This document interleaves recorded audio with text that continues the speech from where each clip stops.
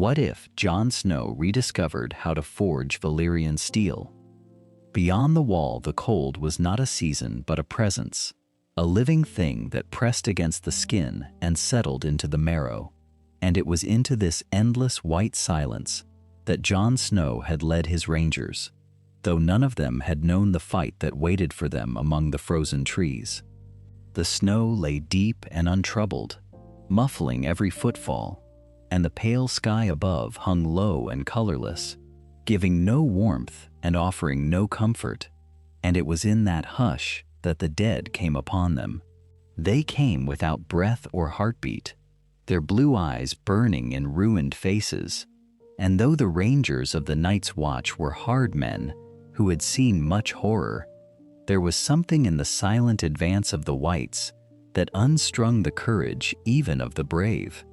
Jon drew Longclaw as the first of them fell upon the party, and the pale steel caught what little light the sky afforded,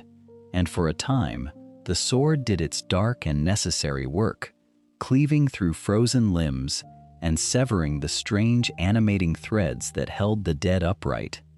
But even Valyrian steel, forged in fires older than memory, could meet its ending, and so it did, when one of the creatures, larger than the rest and clad in the rotted iron of some long-dead lord, brought a great two-handed axe crashing down. Jon raised the blade to turn the blow, and where he expected the familiar ring of steel, he heard instead a sound that would haunt him through many nights to come. A sharp and terrible crack, as the sword that had served House Mormont for centuries was struck from Jon's grip and lost beneath the ice as the ancient axe drove down. The pieces fell into the snow, dark against the white, and for a heartbeat Jon stood weaponless in the heart of a killing field, and only the swift arrival of his brothers spared him from following the sword into ruin. Though he would carry the shards for years, and it would be Longclaw itself, its shattered length reborn in Winterfell's fire and quenched with his own blood, that he raised at last against the Night King. When the fight was ended and the dead lay scattered and still once more, Jon knelt in the reddening snow beside a ranger named Dywyn's kin, a young man whose belly had been opened by a frozen hand, and he held the boy as the warmth left him. The dying ranger clutched at Jon's cloak and spoke of his mother in the Reach, and of a girl he had meant to marry, and his words came slower and softer, until at last they came no more, and Jon closed the boy's eyes with fingers that had gone numb hours before. In that moment, cradling a life that had slipped through his hands for want of a weapon that could not break, Jon made a silent vow, one he uttered to no man, but carried thereafter like an ember hidden in the folds of a heavy cloak. Never again, he swore, would he stand before the dead with nothing but broken steel in his fist. The ride back to Castle Black was long and cold and quiet, and the fragments of Longclaw rode wrapped in oilcloth at Jon's saddle, for he could not bring himself to leave them in the snow. When at last the great black wall rose before them like a frozen wave arrested in its fall, Jon carried the broken sword to the forge and laid it before the smith, an old man with soot in the creases of his face, who had mended 1,000 blades in his years of service. But the smith turned the pieces in his hands with something like sorrow, and he told Jon what Jon had feared to hear, that no man living in all the north knew the making of Valyrian steel, and that to reforge it was a craft as lost as the dragons themselves. There were smiths in the great cities of the south who could reshape such a blade if the metal were whole, he said,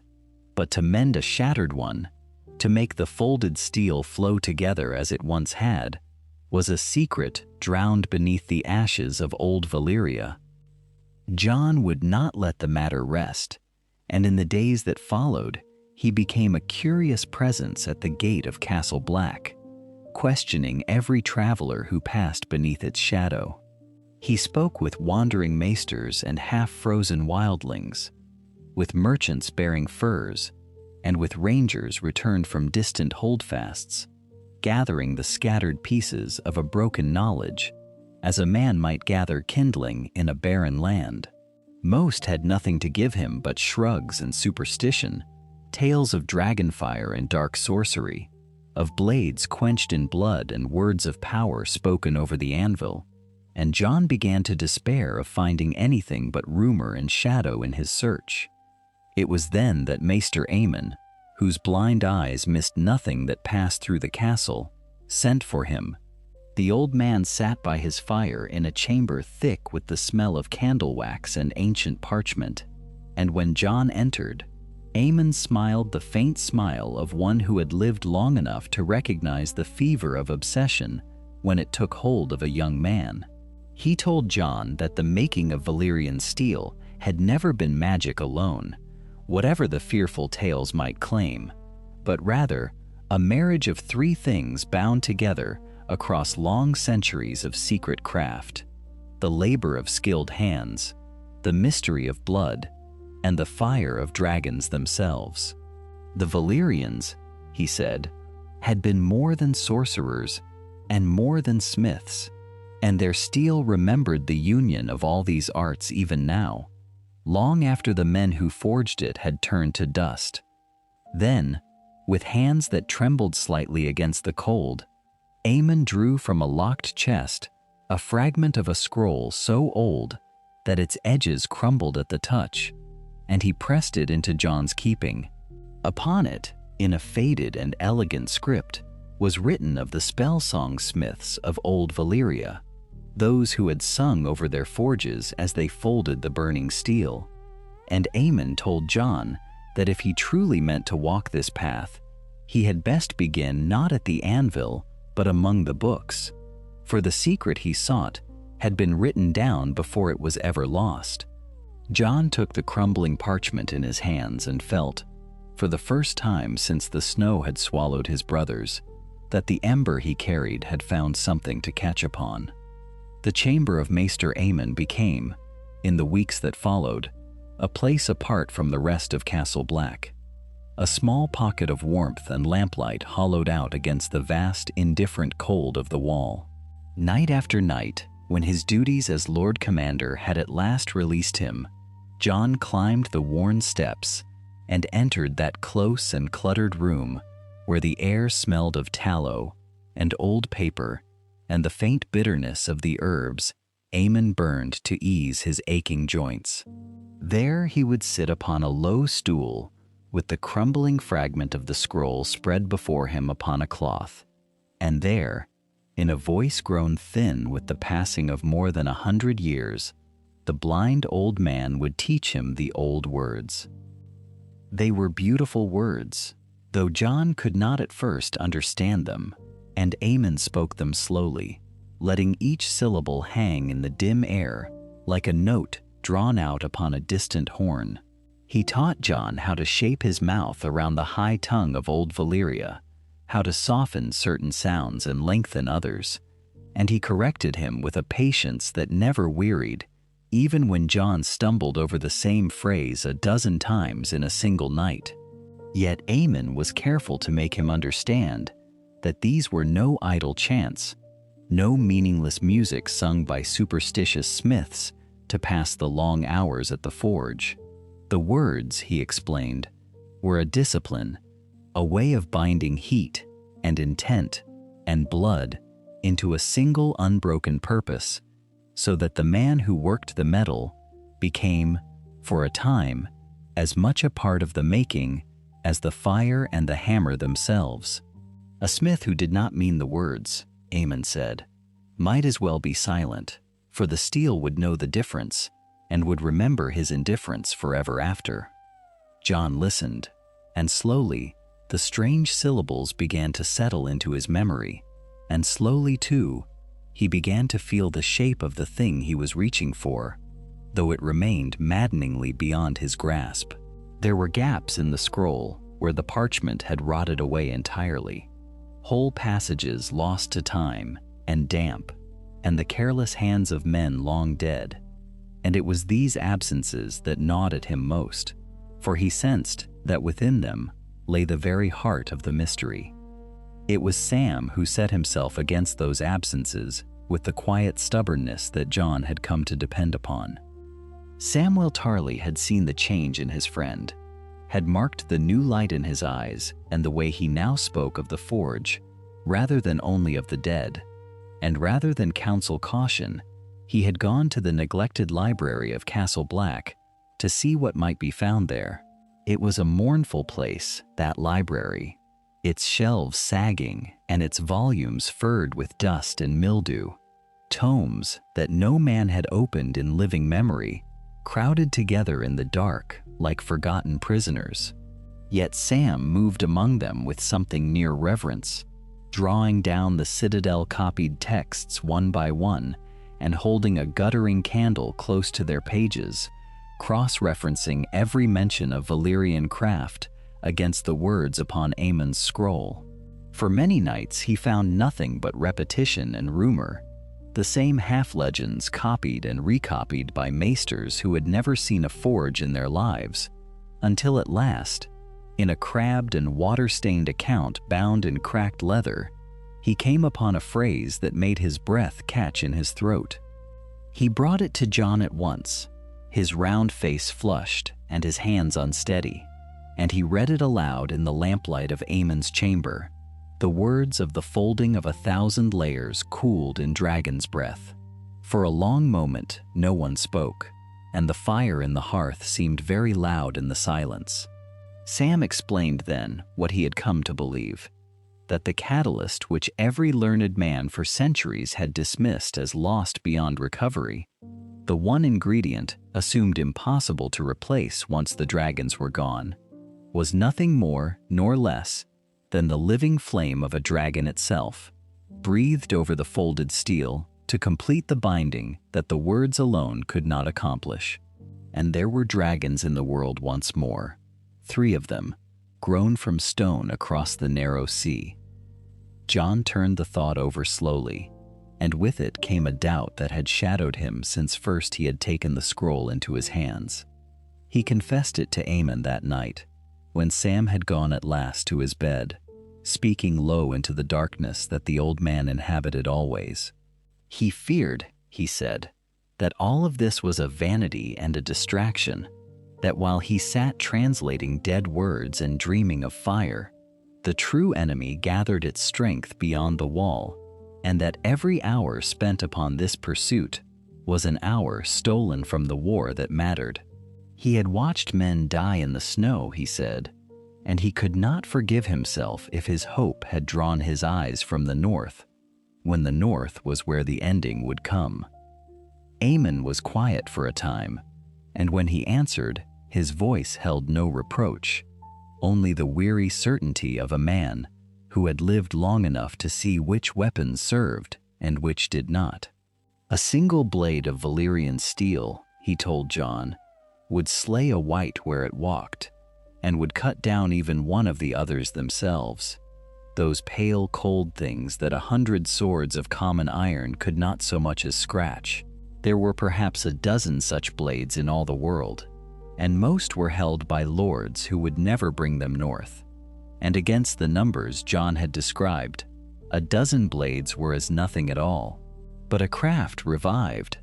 a forge that could make such steel anew, was not a distraction from the war. It was, Aemon said, the only weapon that might yet win it. And in the dark of that small, warm room, Jon understood that he could not turn back. The forge at Castle Black had gone cold in the years since Donal Noy had fallen defending the wall, and when Jon first pushed open the heavy door and let the gray daylight spill across the abandoned anvil, he felt something like trespass, as though he were disturbing the resting place of a man whose absence still shaped the room. The tools hung where the smith had left them, dulled by dust and by disuse, the tongs and hammers and files that had once mended 100 swords and shod 100 horses, and Jon lifted them one by one, testing their weight, learning the way they had been worn smooth by another man's grip. Somewhere in that quiet, he told himself, lay the beginning of the thing he meant to do, and though he had no true smith's training and only the fragile guidance of an ancient scroll, he built the fire with the patience of a man who had nothing left but patience. He began with a broken iron blade, a common thing pulled from the armory, its edge notched and its temper spent, and he heated it until it glowed the deep sullen orange of a dying sunset, and then folded it against itself as the scroll had described, hammering the layers flat and folding again. And all the while he tried to hold in his mind the strange notion of the spell song, the low measured chant that the old text claimed the Valyrian smiths had woven through their work. He did not know the words, not truly, for the scroll gave only fragments and hints, and so he hummed what he could and let the rhythm of the hammer become its own music, and though he felt foolish in the empty forge, with no witness but the shadows, he did not stop. The steel cracked. Time and again it split along the folds or shattered when he quenched it, hissing into the trough of black water with a sound like a curse, and each failure lay before him as a broken thing, useless and cooling, mocking the hope he had carried down from Aemon's warm dark room. Yet in the ruin of those attempts, Jon began to see something that had not been there before. When he held the failed pieces to the light and turned them slowly, he found faint rippling patterns rising through the metal, waves and whirls that seemed to move beneath the surface without ever truly moving. And these were the very markings the scroll had named, the water flow grain that marked true Valyrian steel from the base imitations of lesser forges. They were faint, and they died wherever the metal had failed. But they were there, and their presence told him that he was not entirely wrong, that some part of the ancient craft answered to his clumsy hands. He worked through the nights when he could steal them, and Sam came often to sit with the scroll spread across his knees, reading aloud the passages Jon could not decipher, offering what learning he had gathered from a lifetime of books. It was on one such night, when the fire had burned low and Jon's hands ached with the labor of hours, that his grip slipped upon the tongs, and the edge of the half-formed blade opened a long, shallow cut across his palm. He hissed and drew back, and the blood welled dark in the firelight and fell in slow, heavy drops into the quench before he could stay it. Neither of them thought anything of it at first, for it was only blood and only pain, and Jon plunged the glowing metal into the reddened water, out of habit more than intention. But the steel, as it went under, held for a single breathless moment a sheen unlike anything he had seen in all his failures, a deep and living luster that ran the length of the blade like moonlight over black ice, and both men leaned forward without breathing. Then the metal shattered, as all the others had, and the moment was gone. But Sam had seen it, and Sam sat very still for a long while afterward, with the scroll forgotten in his lap. When he spoke at last, his voice was careful, the voice of a man who feared his own conclusion. The old smiths of Valyria, he said, had been dragon lords, and the scroll spoke again and again of blood as a binding thing, blood and fire together, and he had thought it only the poetry of a cruel and distant people. But perhaps it was not poetry at all. Perhaps the blood of the dragon, the Targaryen blood, was itself the agent that bound the spell into the steel, the missing thing that no common smith could ever supply. Jon said nothing to this, but Sam saw the way his shoulders drew inward, the way his eyes fixed upon the cut in his palm, as though it were a stranger's hand. For there were whispers Jon had carried all his life about his mother, whom no man could name, and his father who would not speak of her, and he did not care to hold that thought too closely in the dark. They had no time to hold it at all, as it happened, for word came within days that shattered the quiet of the forge entirely. Riders brought news from beyond the wall that the wildlings were massing in numbers beyond any counting, driven south not by malice but by terror, and behind them the dead pressed closer through the endless white, and the ordinary war of the living had become the far greater war against the cold. Jon set down his hammer and did not lift it again, for there was no room now for a smith's slow experiments when men and swords were needed at every gate. Yet before he left the forge he gathered the shards of Longclaw that he had begun to reforge,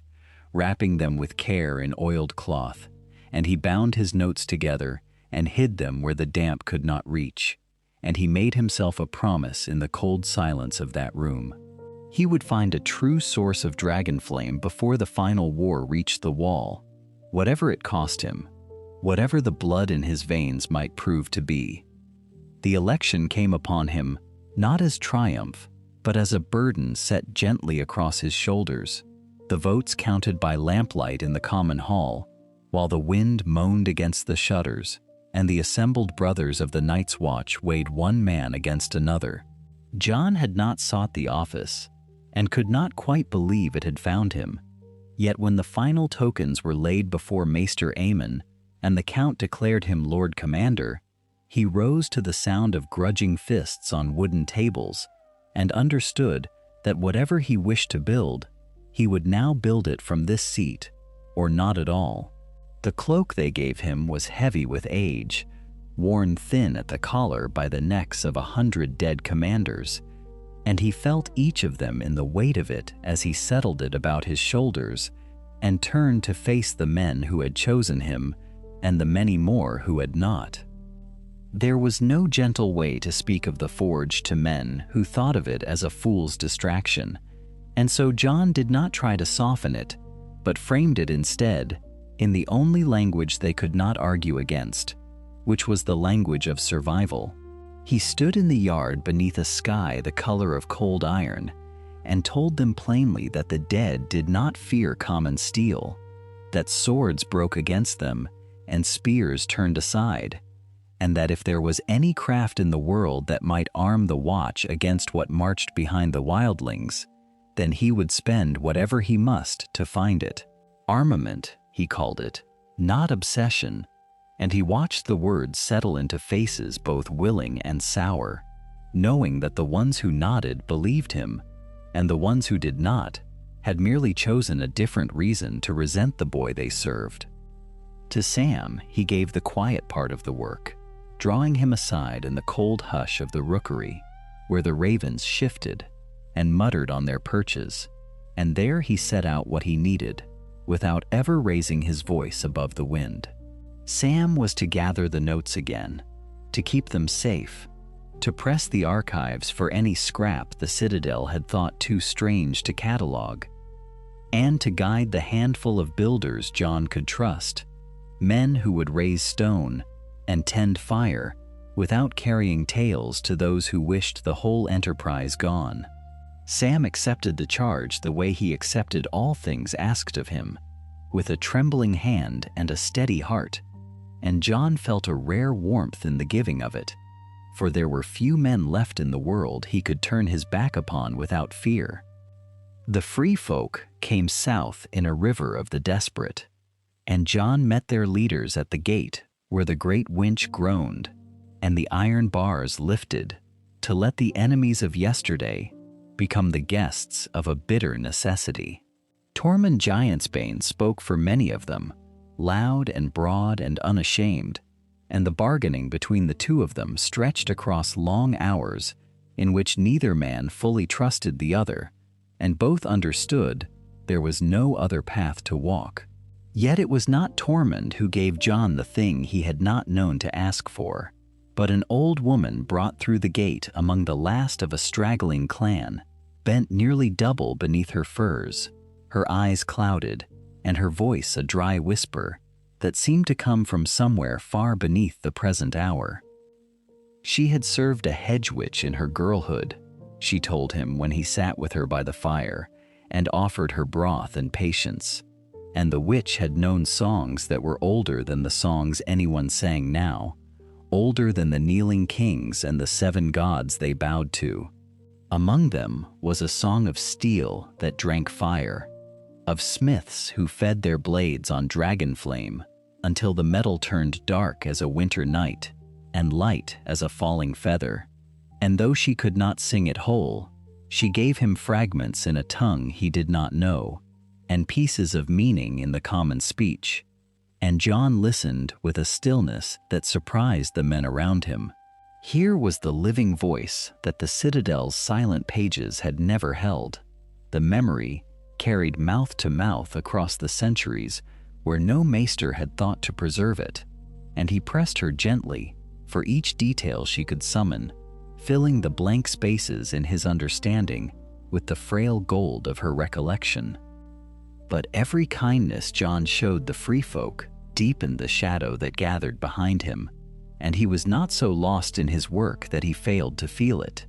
Alliser Thorne wore his contempt openly now, speaking against the wildling alliance in the common hall, and letting it be known that a lord commander who fed the enemy and dreamed of magic steel was no lord commander that honest men need follow. Others took up the murmur, some from fear of the wildlings, and some from weariness of a boy's strange fixation, and the two grievances braided themselves together until Jon understood that the forge and the alliance had become, in the minds of his enemies, the twin proofs of his unfitness to command. He walked the walls that night with the old woman's fragments turning over in his thoughts, and he understood with a cold and sober clarity that the greatest threat to his work might not come from beyond the wall at all, but from within the very walls he had sworn to hold. To finish what he had begun, he would first have to survive the men who slept beneath his roof and ate at his table and smiled at him in the yard, and the knowledge hardened something in him that had been soft and hopeful only a season before. He resolved to watch more closely, to trust more narrowly, to guard the forge and its secrets as a man guards a wound. And as he descended the icy steps toward the warmth of the fire, he found himself counting the faces he could still call loyal, and the number was smaller than he wished. The days that followed carried a strange doubleness, for even as Jon watched the faces at his table and weighed the loyalty behind each careful smile, the work at the forge crept forward toward something no man of the watch had seen in 100 generations.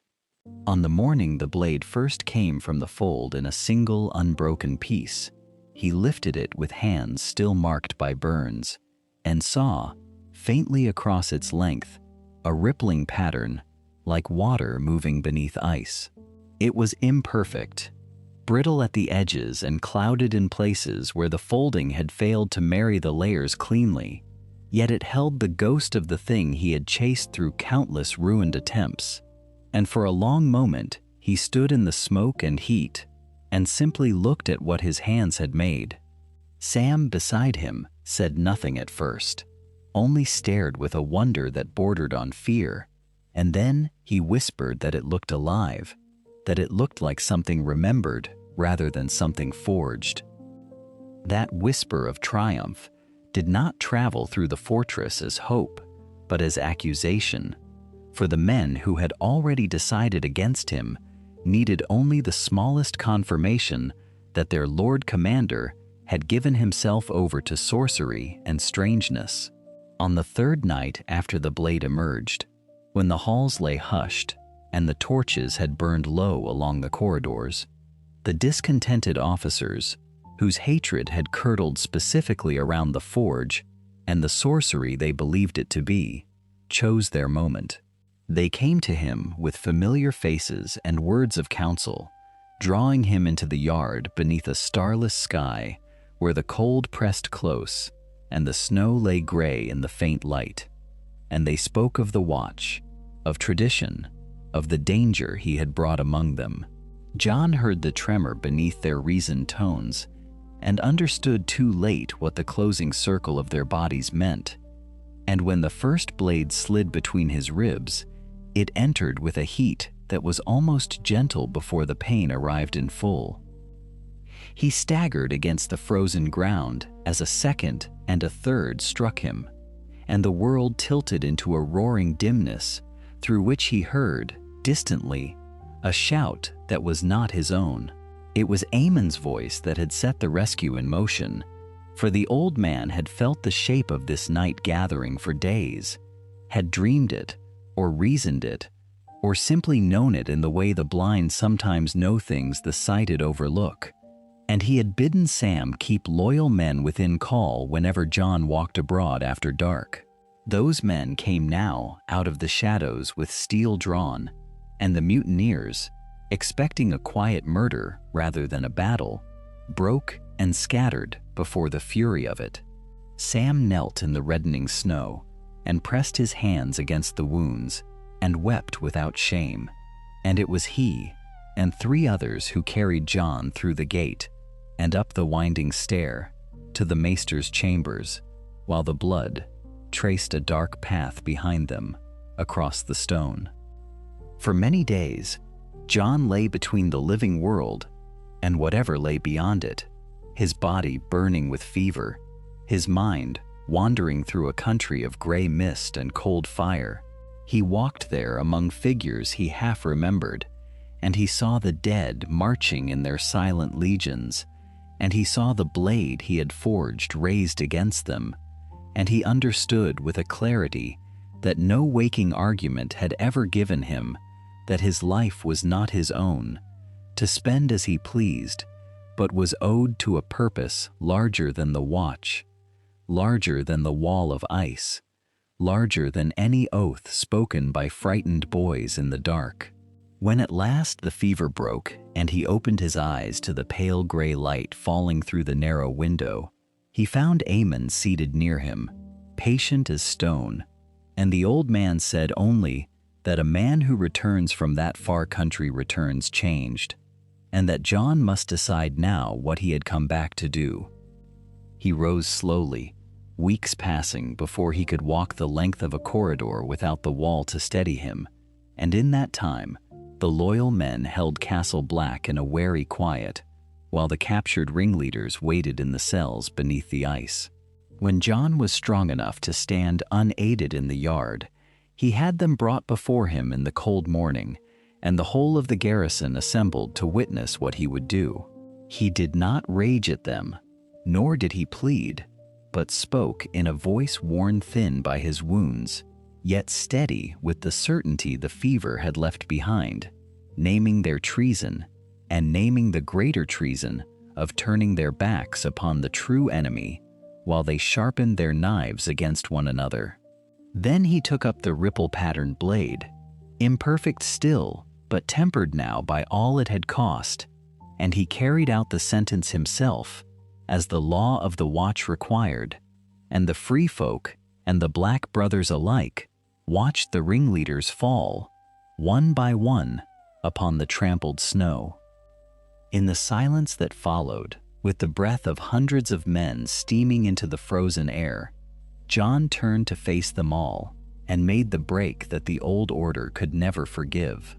He declared that the watch, as their fathers had known it, was already dead,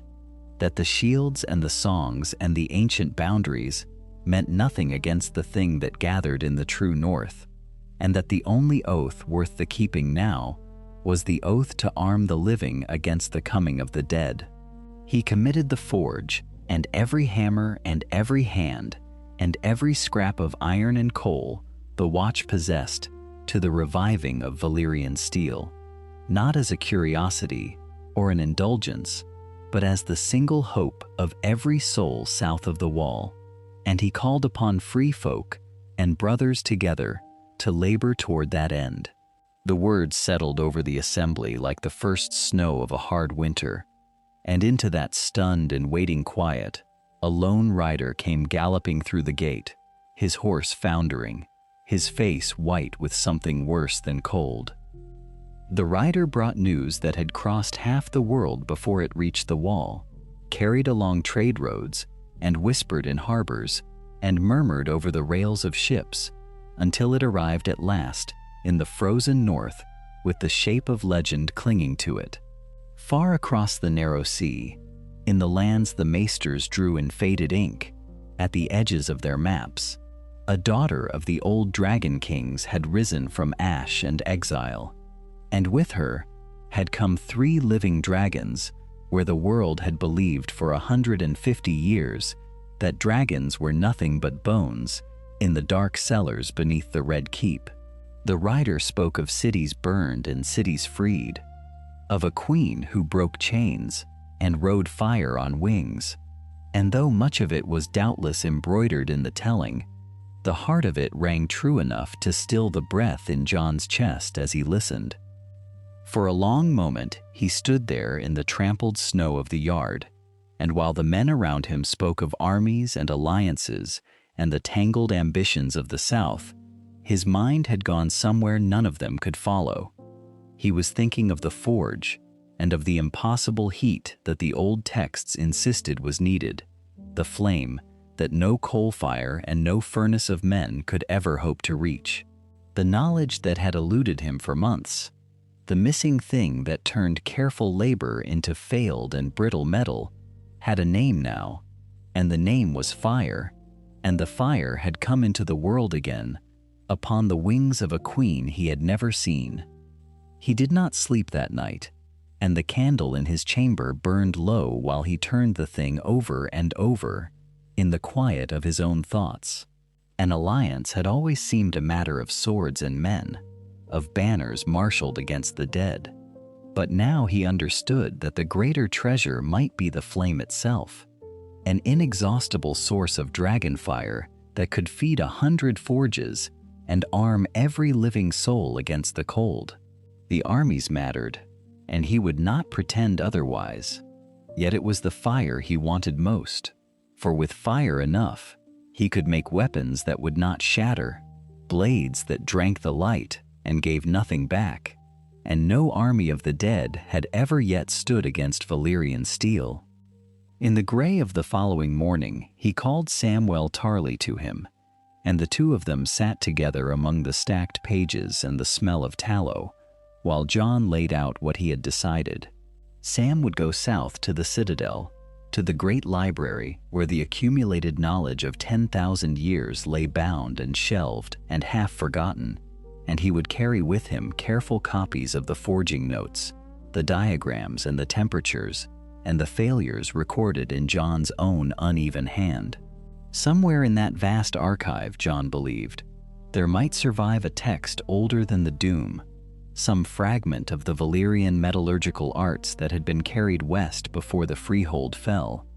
and Sam had a gift for finding the true thread in a tangle of parchment that no other man possessed.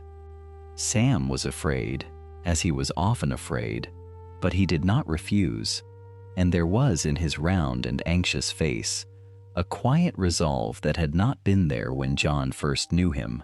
He gathered the notes and bound them in oilcloth against the rain of the south,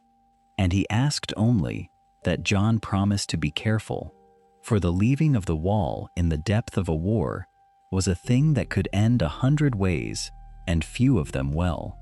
Jon made no promise he could not keep, and instead, he gripped the other man's shoulder in the cold light, and told him that between the two of them, they might yet do a thing that no living man had managed in an age. The delegation he prepared for himself was a heavier weight, for to leave the wall was to gamble everything on a hope he could not yet prove. There were lords in the north who muttered that a king who left his kingdom to chase a foreign queen and her fire-breathing beasts had lost the thread of his duty, and Jon could not entirely fault them, for the danger was real, and the reward uncertain, and the road long. He waited in the sleepless hours, the risk against the promise, the empty wall against the arming of the living, and he found that for all his doubt, the balance always came to rest upon the same conclusion. Yet he knew that words alone would never move the stubborn hearts of the northern lords, and so before he named a single man to ride with him, he returned to the forge and did a thing that even he was not certain could be done. In the deep of the night, with only the closest of his brothers to witness it, he took a sealed jar of the alchemist's wildfire that had been carried up from the south, that green and hungry substance that burned hotter than any honest flame, and he used it as a crude and dangerous substitute for the breath of a dragon, a method he would return to later when the dragons could not be everywhere at once, for a forge that needed no living beast might one day arm 10 times the men that dragonflame alone could reach. The heat of it was terrible, and it very nearly cost him his hand, and the metal it produced was flawed and clouded, and far from the true dark ripple of proper Valyrian steel. But when he drew the small dagger from the quench and held it trembling to the light, he saw within it the faint and unmistakable pattern he had chased for so long. It was not perfect, and it would never be, for wildfire was a poor and treacherous shadow of dragonflame. Yet the blade held an edge that no ordinary steel could match, and when word of it spread through the halls, the doubt in the northern lords began at last to soften into something that might have been belief. They had seen the thing done, however imperfectly, and a partial success in a matter thought impossible for 100 years was enough to convince them that the greater prize was worth the seeking. And so, with the flawed dagger wrapped in cloth at his side, and the promise of true fire waiting somewhere across the sea, Jon Snow made ready to ride south. The journey south was long and cold at its beginning, and warm and strange at its end. For the north gave way to gray seas, and the seas at last to the black cliffs of Dragonstone, where the wind carried salt and the faint sulfur of old fires. Jon Snow came ashore with a small company, and the flawed dagger wrapped in oilcloth against his chest, and he climbed the winding stone stairs of the ancient fortress, with the weight of the errand settling deeper into him with every step. He had left the north to seek an alliance, but he carried something more precious than any promise of swords or grain, and he knew it, and the knowing made his hands restless within his gloves. The throne room of Dragonstone was carved from the living rock, vast and shadowed, its ceiling lost in darkness, and its floor cold beneath his boots, even through the leather. At the far end sat Daenerys Targaryen, silver-haired and straight-backed, and around her stood advisors whose eyes measured him the way a merchant measures cloth, weighing his worth and finding it uncertain. She did not rise, and she did not smile, and when she spoke, her voice was even and controlled, the voice of one accustomed to being obeyed. He had come, they expected, to bend the knee, and there was a stillness in the chamber, as though everyone waited for that single gesture to settle the matter of who ruled whom. But Jon did not kneel at once. Instead, he stepped forward and drew the wrapped bundle from beneath his cloak, and he unwound the cloth slowly, and he laid the small dagger upon the stone at the foot of the dais, where the pale light from a high window fell across it. Within the metal, faint but unmistakable, ran the ghost of a pattern that no smith of the age had been able to summon. "I did not come to offer you only the north," he said, and his voice carried in the great cold room. "I came to offer you the means to arm the living against the dead." This blade was forged with wildfire, a poor and dangerous imitation of what your dragons carry in their throats. Valyrian steel kills the creatures that march south of the wall. With your fire, we could forge not one blade but 1,000, and every soldier who stands against the Night King could carry death for the dead in his hand. The court stirred, murmurs rising like wind through dry grass, and Daenerys leaned forward, and something in her face had shifted from cool disdain to sharp attention. She had heard many petitioners promise many things, but none had spoken of arming an entire host with the metal of lost Valyria, and none had laid such a claim upon the very ground before her. Yet she was not a woman easily moved by words, however grand, and she rose at last and descended the steps, and lifted the little dagger and turned it in the light, and the doubt in her eyes remained. "You speak of miracles," she said quietly, "and I have learned to distrust men who speak of miracles. Show me. If dragonflame can make such steel, then let me see it made." And so it was arranged. Out upon the windswept shore where the black sand met the gray water, with a folded billet of iron and old steel laid ready upon an anvil of stone. Jon had spent the crossing preparing the metal by the old methods, folding and refolding it, as he had taught himself in the cold forge of Castle Black. And now he set it out beneath the open sky, with the queen and her court gathered at a wary distance. Drogon came at her call, vast and black and terrible, the beat of his wings flattening the beach grass and stealing the breath from every throat, and he settled upon the sand with his great eyes gleaming like coals in a dying hearth. Daenerys spoke a word in the old tongue of Valyria, soft and commanding, and the dragon turned his head toward the waiting metal, and from his throat came fire unlike any forge could hold. It was not the sickly green of wildfire, but a deep and roaring gold that seemed to bend the very air around it. And the billet upon the anvil glowed white, and then whiter still, and Jon worked with a speed born of long practice, folding and hammering while the heat lasted, quenching and drawing the edge while the court watched in a silence so complete that the crash of the waves seemed loud as thunder. When he lifted the finished blade at last and turned it to the light, a sound went through the gathered lords and ladies, a soft collective breath of wonder. For this was no flawed and clouded thing but true steel, dark and rippling with the patterns of smoke and water, frozen forever within the metal, and its edge caught the pale sun and threw it back sharp as a knife of light. Daenerys took it from him and felt its balance and ran her thumb near the edge, and when she looked up, her eyes had changed entirely, for she understood now that she held in her hand a thing thought lost to the world for 100 years and more. They spoke long into the evening after that, seated in a smaller chamber warmed by a real fire, and the negotiation between them was careful and honest by turns. Jon bent the knee, for the North needed her dragons and her armies, and there was no honest way around it. Yet he did not bend it as a beaten man submitting to a conqueror. He named a condition, and he held to it, that the craft of the forging would remain a thing shared between them, a common labor toward the saving of the realm, rather than a secret weapon hoarded by a crown. Daenerys considered him across the firelight for a long moment, her face unreadable, and then she inclined her head, and something passed between them that was neither submission nor triumph, but the beginning of a true accord,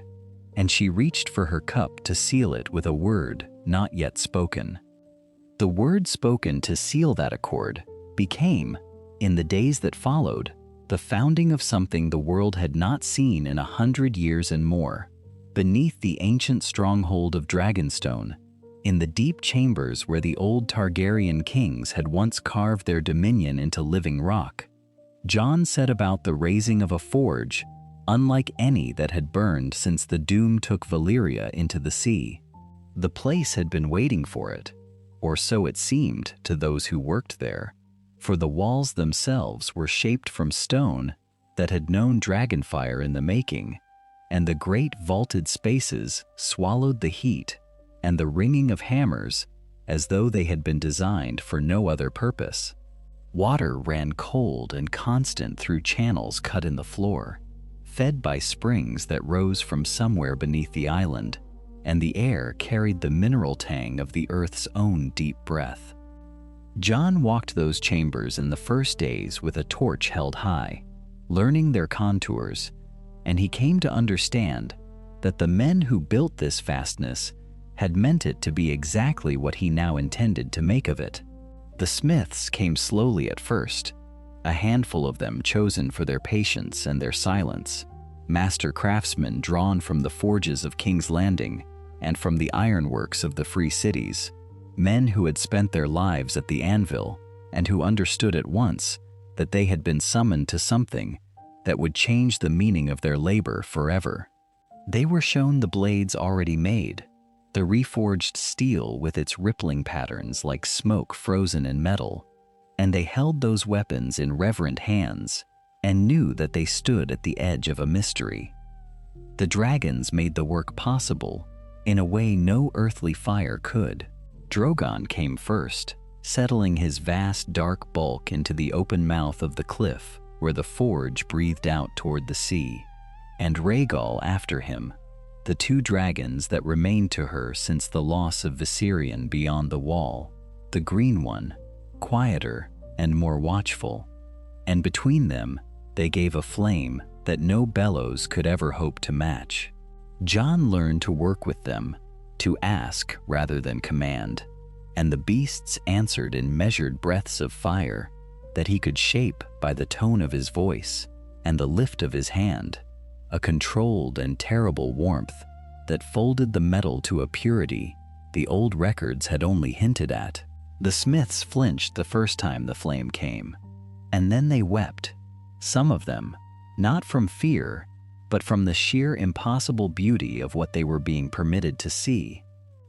The quenching had troubled him longest, for the reforged steel was quick to crack in the cooling if the timing ran wrong by even a breath, and he spent long nights refining it, plunging the glowing blades into water drawn from the deepest of the cold channels, and reading the hiss and the color of the steam as a healer reads a fever. He found at last that the metal wanted a slower descent than iron would tolerate, a gradual surrender of its heat, and once he had learned to give it, that the blades came from the water whole and singing, and the failures grew fewer with each passing day until they all but ceased. Yet the true bottleneck was not the flame nor the water, but the blood. For the old binding step, the thing that made Valyrian steel more than merely well-forged metal, had always seemed to Jon to require something of himself, a portion of his own life pressed into the making. He had feared that this would forever limit the forge to the arming of a few champions, that he alone could not bleed enough to arm a host against the coming dead. It was in the long study of what happened in that binding that he made his discovery, working through night after night while the dragons slept curled in the warmth outside. And he found that the essential thing was that his own dragon-touched blood could be diluted and carried in the veins of the work itself. A trace of it worked into each pooled reserve, so that others could bind the steel only because a measure of his blood already lived within it. And without him, the reserves would one day run dry, given freely and pooled with intent, and that he could teach the shape of the working to others whose own blood answered the call. He gathered a small cadre of the smiths and showed them, patiently, over many weeks, and one by one, their hands learned the rhythm of it, and the pooled reserves they kept let the forge move from a trickle of blades to a steady and swelling stream. Word of this went to Daenerys, and she came down into the chambers herself to see it, and she watched a blade drawn glowing from the flame, and quenched and finished, and given its binding by hands other than Jon's, and she understood that the war had shifted upon its axis. The first true batches were carried up out of the earth and given to her most trusted commanders, to the Dothraki blood riders, and the captains of the Unsullied, and the northern lords who had come south with him, and each received his weapon with a gravity that no ceremony could have improved upon.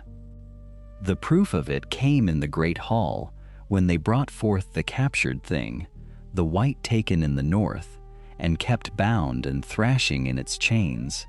a horror of blue-lit eyes and clacking teeth that made even hardened men step back. A commander was chosen, and he stepped forward with one of the new blades in his grip, and the hall fell to silence save for the dry rattling of the dead thing straining against its irons. He struck once, and the white did not merely fall but shattered, the animating cold gone out of it in an instant as the Valyrian edge unmade whatever malice had held it upright, and the pieces lay still upon the stone and did not stir again. A murmur ran through the gathered lords and captains, low and awed, and Daenerys looked from the ruined thing to Jon across the width of the hall, and she said only that they would need 1,000 more, and quickly, and Jon nodded and turned already back toward the stair that led down into the fire, his mind moving ahead to the numbers the forge would have to reach before the winter came. The ship that brought Samwell Tarly back from Old Town came into the harbor beneath a low gray sky, and he came ashore heavy with the weight of the things he carried. Not only the satchels of stolen and copied pages bound in oilcloth against the sea spray, but the burden of what those pages meant. He had labored long in the dim undercrofts of the citadel, among the Archmaester's forbidden shelves where candles were forbidden for fear of fire, and a man read by whatever gray light filtered down through the high grates. And there, among the marriage registers and the accounts of septons long dead, he had found the entry that changed everything. He did not understand its full shape until later, until the ravens that carried word from Winterfell, where Bran had returned, changed and gifted with the green sight, brought his visions to meet the parchment in his hands, and the two halves of the truth, fitted together like the pieces of a broken blade, rejoined at the forge. Rhaegar Targaryen and Lyanna Stark had never wed, Sam found, but the blood was the blood all the same, passed through a liaison the singers had never dared record, so that Jon carried the dragon's fire with no claim to any throne attached to it, only the craft it fed. And the child of that union had been carried north by a grieving man who kept his sister's dying promise, hidden in plain sight beneath the name of a bastard, given the Stark face to wear as a mask over the Targaryen blood beneath. Jon Snow had never been a bastard at all. He was the last living son of the Dragon Prince, and the fire that ran in his veins was the very thing that had answered the Old Valyrian magic in the forge, the reason his blood strengthened the steel where other men's would only stain it. The whispers of blood the Maesters spoke of were no metaphor. They were the literal truth of it, that the craft required the touch of a dragon's line to reach its old perfection, and Jon carried that line whether he had wished for it or not. He learned this in a small chamber above the sea, with Sam sitting across from him wringing his soft hands, and Bran's words repeated by a courier who had ridden hard from the north with the message committed to memory. Jon did not speak for a long while. He sat with his hands folded and his eyes fixed on the narrow window where the gray light came in, and something in him that had been settled his whole life came quietly unmoored. He had been Ned Stark's shame, the mark of the one dishonor in an honorable man's life, and he had built himself around that wound the way a tree grows around an old iron nail driven into its trunk. Now he learned that the wound had never been what he believed, that the man he had called father had lied for love and for the keeping of a vow, and that the blood he had cursed as base was in truth the blood of kings and conquerors and the makers of the very steel he now folded and hammered blade by blade in the deep chambers beneath the earth. There was a grief in it he had not expected. He had wanted to be a Stark more than he had ever wanted anything, and to learn that he was only half of one, that the other half belonged to a house whose madness had burned the realm, felt like being handed a crown and a chain in the same moment. He turned the thing over through the long hours of that night, alone in the dark with a single candle burning low, and he understood that a secret of such weight could not stay hidden long, and that once it emerged, it could become a knife in the hands of any who wished to divide the fragile alliance he had helped to build. A hidden Targaryen heir was a claim, and a claim was a war, and the last thing the living needed as the dead marched south was another war among themselves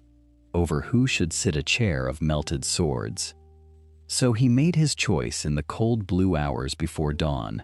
and it was the kind of choice that costs a man something, even as it saves him.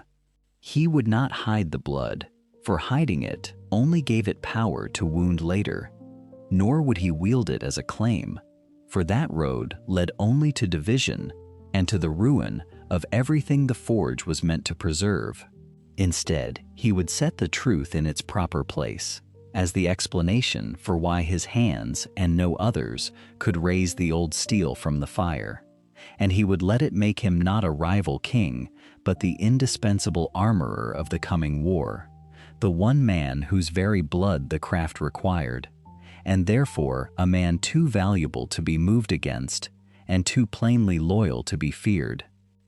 When Daenerys learned of it, and she learned soon, for such things could not be kept from a queen who had eyes in every hall, she came to him with a face that held a dozen feelings warring beneath a surface she fought to keep still. There was kinship in it,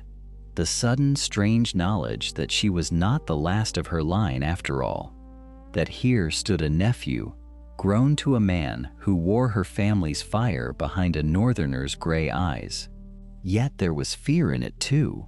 the cold political arithmetic of a woman who had crossed the world to claim a throne and now found another with a claim older than her own, standing at the heart of the very effort that gave her strength. Jon saw the fear before she spoke of it, and he moved to answer it before it could harden into something worse. He bent his knee in the sight of her court, and he named her his queen, freely and without reservation, and he told them all plainly that he sought no crown, that the fire in his blood was meant for the forge and not for any throne, and that he would spend it there until the last of the dead was broken upon the new steel. The words diffused the tension in the hall as water quells a coal, and Daenerys looked upon him with something that was not yet trust, but was no longer only fear, and she said that they would speak more of this, alone, when the hall had emptied. In the days that followed, the work of the forge ceased to be the labor of a single man bent over an anvil, and became instead something vast and intricate, a network of hands and roads and quiet agreements that spread outward from dragonstone, like roots seeking water in dry ground. Jon had learned by then that a sword forged in secret helped no one, that the fire in his blood was worth nothing unless the steel it made could be carried across frozen rivers and up mountain passes to the men who would raise it against the dead. And so he turned his mind from the craft of the smith to the harder craft of the quartermaster, learning to think in wagons and escorts and the slow arithmetic of supply. He gathered to him men who understood such things, old stewards who had spent their lives counting grain and cloth, maesters who kept ledgers with a patience that bordered on devotion, and together they charted the ways that the new steel would travel, from the forges of Winterfell to the wall in the north, to the mountain halls of the smaller houses, and south, across the neck to where Daenerys marshaled her strength. What had begun as a scattering of ancestral blades, treasures counted in the single digits and hoarded across centuries by the proudest houses of the realm, became by degrees an arsenal, a thing that could be measured not in named swords, but in crates and in weights, and in the number of soldiers who might be armed before the winter closed the roads entirely. Longclaw had once been a relic. Now it was merely the first of many, and the smiths who had gathered to learn the forge worked in shifts that turned the night sky above Dragonstone perpetually orange, so that travelers coming from the south spoke of a castle that glowed like a banked ember against the dark. Yet no gift of such value passes through the world without stirring the appetites of those who covet it. And the southern lords, who had bent the knee to Daenerys and marched their men north with grumbling reluctance, looked upon the growing river of dragonsteel flowing to the northern houses and to the black brothers of the Watch, and they asked, with the wounded pride of men who felt themselves slighted, why the north should drink so deeply while they went thirsty. Their complaints reached Daenerys in her chambers, carried by envoys who chose their words with the careful poison of men who wished to seem loyal while sowing discord. And she found herself caught between the practical truth that the north stood nearest the enemy and the political truth that a realm divided against itself could not stand at all. She summoned Jon to speak of it, and they met not in the great hall with its watching eyes, but in a smaller room where a single fire burned and the cold pressed close against the shuttered windows. She told him plainly of the murmuring among her lords, of the letters that spoke of favoritism and of northern arrogance, and she asked him how he meant to answer men who had crossed a continent for her cause and now felt themselves cheated of its greatest reward. Jon stood near the fire with his hands open before the flames, and he did not answer at once, for he had learned that the first words to rise in a man's throat were rarely the wisest. And when he spoke, he offered not a defense of the north, but a principle that might bind the whole realm together. "Let the steel go," he said, "to those who commit their strength to the war against the dead, and let the measure of a house's allocation be the measure of its commitment, so that no lord could claim a single blade who would not send his sons to the wall and his levies into the cold." It was a thing that turned covetousness into an instrument of the cause itself, that made the wanting of the weapons a lever by which men might be drawn into the fight, and Daenerys saw the wisdom in it at once, for it gave her a way to answer her southern lords not with denial, but with a price, and a price was a thing that proud men could pay without shame.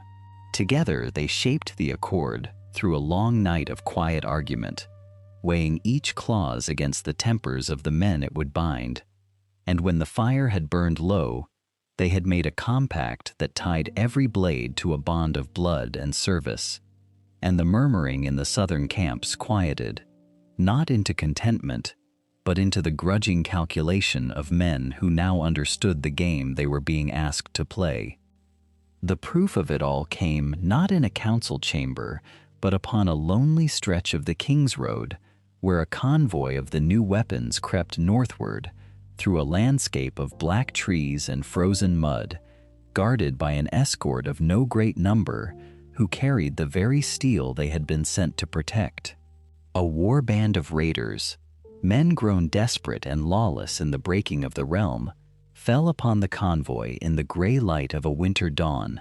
thinking to seize a fortune in ordinary iron, and they came screaming out of the tree line with the confidence of wolves who have found sheep. What met them was not iron. The escort turned, and the dragonsteel drank the dawn light along its edges, and where the raiders' blades shattered against it, the Valyrian steel passed through mail and bone as though through river reeds, so that the fight was over almost before it had begun, and the snow lay dark with the blood of men who had not understood what they were charging into. Word of that morning traveled faster than any convoy, carried by frightened survivors and by the amazed whispers of the escort themselves, until it reached every corner of Westeros where men still schemed and hungered, and from that day forward there was not a faction in all the realm, loyal or rebel, honest or otherwise, that did not turn its eyes toward the glowing castle in the north and begin, quietly, to reckon how it might gain a place at the forge. The road home was long and white and quiet, save for the creak of the wagon wheels and the soft crunch of hooves in packed snow, and Jon Snow rode at the head of the column, with Ghost padding at his side. The great white direwolf, who had guarded the forge at Dragonstone through the southern months, and now ranged ahead into the northern snow, and who would stand at Jon's shoulder in every battle still to come, and now rejoined him for the road home, moving through the drifts with a silence that made the horses uneasy and the men grateful for the company. Behind him rolled the crates, each one bound in iron and packed with straw, each one holding a fortune such as no king of the old realm had ever commanded, and Jon found that he could not stop turning back to look at them, as though he half expected to wake and discover the whole thing a fever dream born of grief and cold. The forge had given him something he had not dared to hope for, and now he carried it north toward the men and women who would need it most.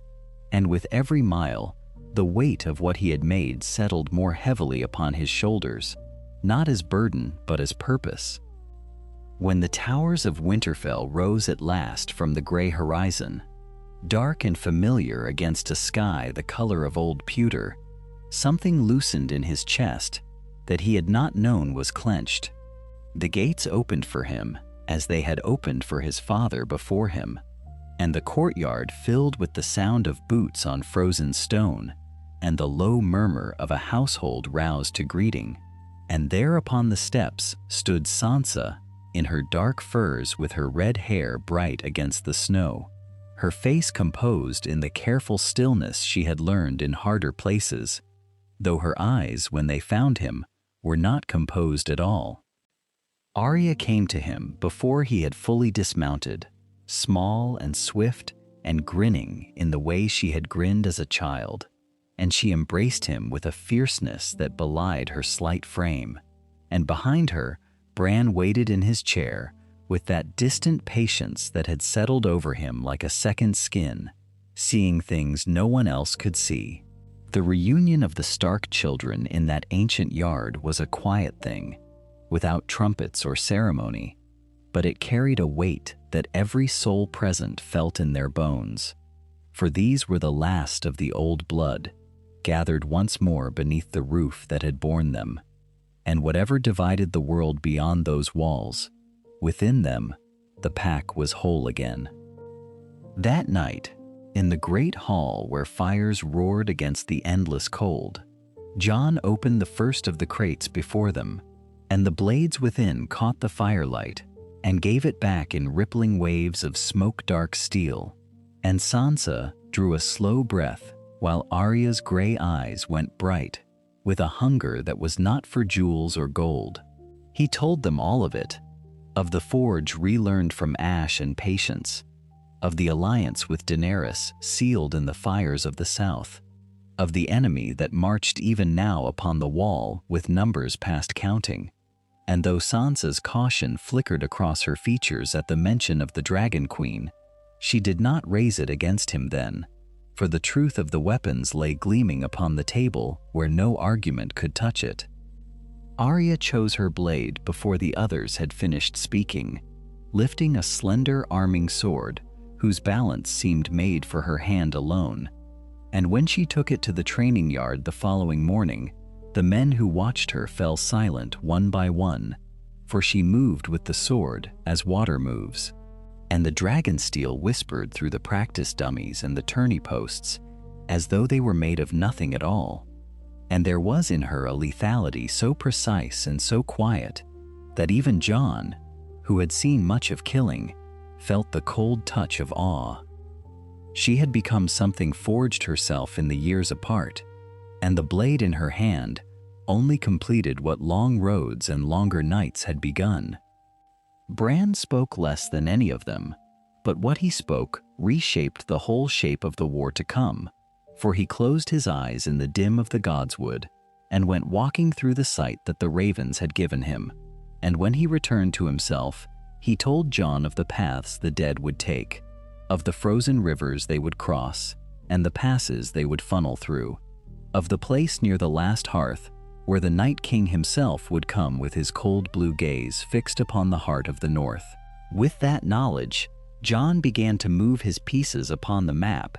as no commander before him had ever been able to move them, placing the dragonsteel armed men not where guesswork suggested, but where certainty demanded, at the throats of the valleys and the mouths of the passes, so that the tools of unmaking the dead would stand precisely where the dead would break upon them. The northern lords came in the days that followed, riding through the deepening snows with their retinues and their suspicions, men who had not forgiven the bending of the knee to a foreign queen, and who muttered in the corners of the hall about southern ambitions and Targaryen fire. Yet, when Jon set the blades before them, when he let each lord lift the dark steel and feel the weight of salvation in his own two hands, the muttering died in their throats, for there is no argument so persuasive as a weapon that can kill the thing that cannot die. And one by one, the great houses of the north set aside their grievances and pledged their spears and their sons to the coming battle. By the time the last of the crates had been emptied and the last of the lords had sworn, the north stood armed and coordinated as it had never been in all its long and stubborn history, and Jon looked out over the gathering host from the walls of Winterfell and knew that the reckoning drew near. For far to the north the cold was moving, and it was almost time. Far beyond the wall, in the frozen silence where no living thing had walked in generations, the Night King felt the change in the world as a man might feel a draft slip beneath a closing door. He had marched south for longer than the memory of any living creature, patient as the ice itself, gathering the dead of ages into a host that could not be numbered. And in all that slow advance he had never known haste, for time had always belonged to him, and the living had always faltered in the end. Yet now something had shifted in the balance of things, some new hardness in the world ahead, and though he could not name it, he understood it in the wordless way that ancient things understand the movements of their prey, and he quickened his march. The horde behind him surged forward through the drifts, the blue fires of their eyes stretching to the horizon in every direction, and the earth itself seemed to groan beneath the weight of so many feet that would never tire and never rest. At Castle Black, the watchmen upon the ramparts saw the storm before they saw the enemy, a wall of white advancing out of the north that swallowed the mountains and the stars alike. And beneath that storm came the dead in their unnumbered thousands, so many that the men who counted them lost the thread of counting and simply stood in silence, with their new dark blades held loose, in hands gone cold with more than winter. Jon Snow stood among them, and he saw at once the terrible truth that all his forging and all his gathering had not undone, for a sword that could kill the dead was worth nothing against a tide that could drown a man in sheer numbers before he had struck 3 blows. The dragonsteel was precious, and it was few, and the dead were endless, and no arithmetic of courage could reconcile those two facts. He gathered his captains in the long hall while the wind screamed against the shutters, and there, by the guttering light of tallow candles, he made the hard choices that command demands, for there were not enough blades to arm every wall and every gate, and to spread them thin was to spread them uselessly. He drew back the garrisons from the lesser holdfasts along the wall, pulling his strength inward toward the points that mattered. And though the lords protested the abandonment of ground their fathers had held, he held firm, for he had learned that a commander who tries to hold everything holds nothing in the end. The blades would go to those who could use them best, and the rest would fight as men had always fought, and some of them would die. It was in those sleepless hours, watching the dragons circle restless above the ice, that the shape of a new strategy came to him. The great beasts were more than fire, he understood, for their flame burned hot enough to melt stone and to work steel, and where they roosted, he might raise forges in the open field, mobile and swift, so that broken blades could be mended and new ones drawn, even as the battle raged around them. And the dragons themselves were weapons beyond any sword, able to sweep whole ranks of the dead into cinders with a single pass, buying the living the breathing space they so desperately needed. But it was the third thought that mattered most, the one that would remake the war entire. For Jon remembered what he had witnessed with his own eyes upon the frozen lake, how the whites had collapsed into lifeless bone when the walker who commanded them fell. Kill the shepherd, he thought, and the flock becomes so much scattered dust. He assembled strike teams from the finest fighters in the host, men and women of proven nerve and quickness, and to each of them he gave a blade of Valyrian steel and a single charge, to seek out the White Walkers who moved like pale generals behind the endless ranks of the dead, and to cut them down. They trained in the yards by torchlight, learning to move together, to protect one another's flanks, to strike swift and withdraw swifter, and Jon watched them with a grim and growing hope, for here at last was a way to fight that did not depend on outlasting the inexhaustible. Yet hope, he was soon reminded, is a poor shield against the cruelty of war. Word came from the forward garrison at the Eastern Watch that the dead had come upon them in the night, and though every man there had carried dragonsteel in his hands, they had fallen all the same, overrun and swallowed, and lost before the dawn. Jon rode out to look upon the ruin of it, and what he found among the frozen dead taught him a lesson more bitter than any he had yet swallowed, for the blades lay scattered in the snow beside the men who had carried them, and it was plain that the garrison had broken, not for want of weapons, but for want of discipline, scattering in their terror when the tide struck, each man fighting alone, and each man dying alone. A sword could kill a walker, but only if the hand that held it held its ground. He returned to Castle Black with the cold weight of that knowledge settled in his chest, and he understood that he had been fighting the wrong war in his mind,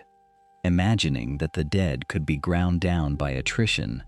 when in truth, no amount of killing would ever empty a well that had no bottom. The war would not be won by holding walls or by trading the living for the dead in some grim and endless exchange. It would be won, if it could be won at all, by the knife in the dark and the blade that found the master's heart, by discipline and sacrifice and the patient hunting of the few who commanded the many. And so he committed at once to the only strategy that could win, abandoning the notion of attrition before he had wasted a single life upon it, and turned every hour toward the hunting of the masters and the discipline that would let his men hold their ground. The dead came to the wall on a night without stars, and they came not as an army marches, but as a flood advances, silent and patient and without end. From the battlements, the watchers first saw the snow itself seem to darken and shift, as though the white plain before the ice had grown tired of stillness and begun to move, and then the wind carried up to them the sound of it, that dry, endless rasp of frozen limbs and shattered feet, the whisper of countless bodies grinding forward through the deep drifts. There was no cry among them, no drum or horn, only the terrible quiet of a thing that felt no fear and needed no courage. And the men upon the ice found their own breath loud in their ears as they waited with their hands upon steel that had been forged in fire and folded with words half remembered from a dead and glorious city. Jon stood at the center of the eastern span, with the wind pulling at his cloak, and he did not shout to rally them, for he had learned that rallying was for lesser wars. Instead, he watched the ranks below him, and he watched the sky, and he waited for the moment he had spent long months preparing his men to seize. When the first whites reached the base of the wall and began their slow, horrible climb,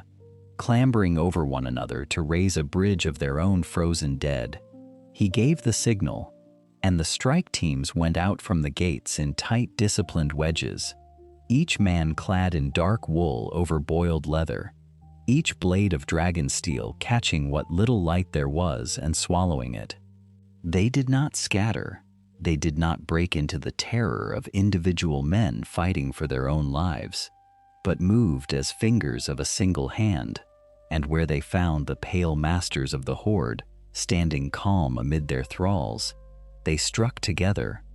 And the White Walkers, who had never in all the long ages of the world been made to fear, now shattered into shards of blue-white ice and fell silent. And with each one that fell, 100 of the dead collapsed into the snow, like puppets whose strings had been cut. High above them, Daenerys came upon her dragons, and the darkness broke apart in fire. Drogon and Rhaegal fell upon the white ranks in the open ground beyond the ice, and the flame rolled across the snow in great living rivers. And for the first time in that long war, the dead were burned in numbers that mattered. Thousands upon thousands turned to smoking ash where they stood, unable to rise again from a fire that consumed what held them together. The men upon the wall saw it, and something moved in their chests that they had almost forgotten, a thing perilously close to hope.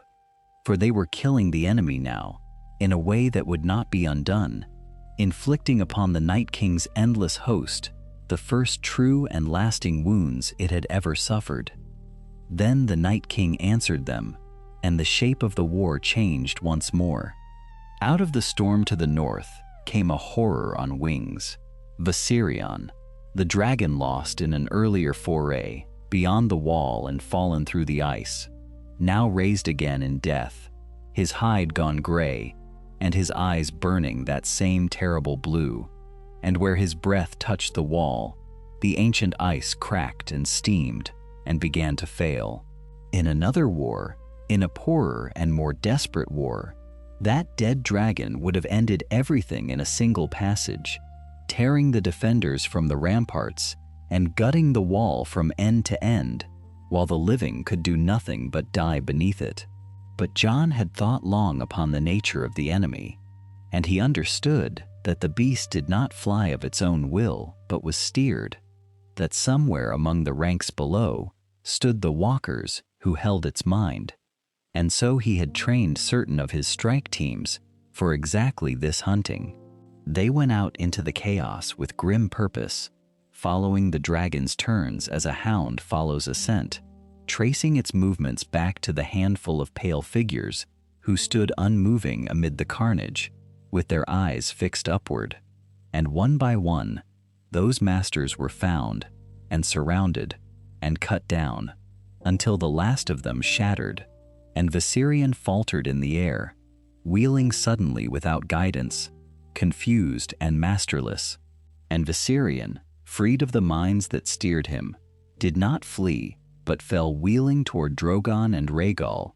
and the three dragons met above the broken wall in a fury of fire and dead flesh that lit the night, until the living brothers dragged their risen kin down into the ice and ended what the Night King had made of him. Yet even a wounded enemy without number is an enemy still, and the dead pressed on. Where Valyrian's breath had weakened the ice, a great section of the wall groaned and split, and came down at last in a thunder that shook the ground for miles, and through the breach the horde began to pour like black water through a broken dam. Jon saw it, and felt the old cold weight settle in him once more. But he did not despair, for he had built for this hour too. There was no rout, no screaming flight of broken men trampling one another in the snow, for he had pre-positioned armed garrisons at every keep and holdfast along the road south, each supplied and fortified and drilled in the discipline of retreat. And so the living fell back in order, company by company, one line holding while another withdrew, the strike teams covering the wounded, the dragons burning the ground behind them to slow the flood.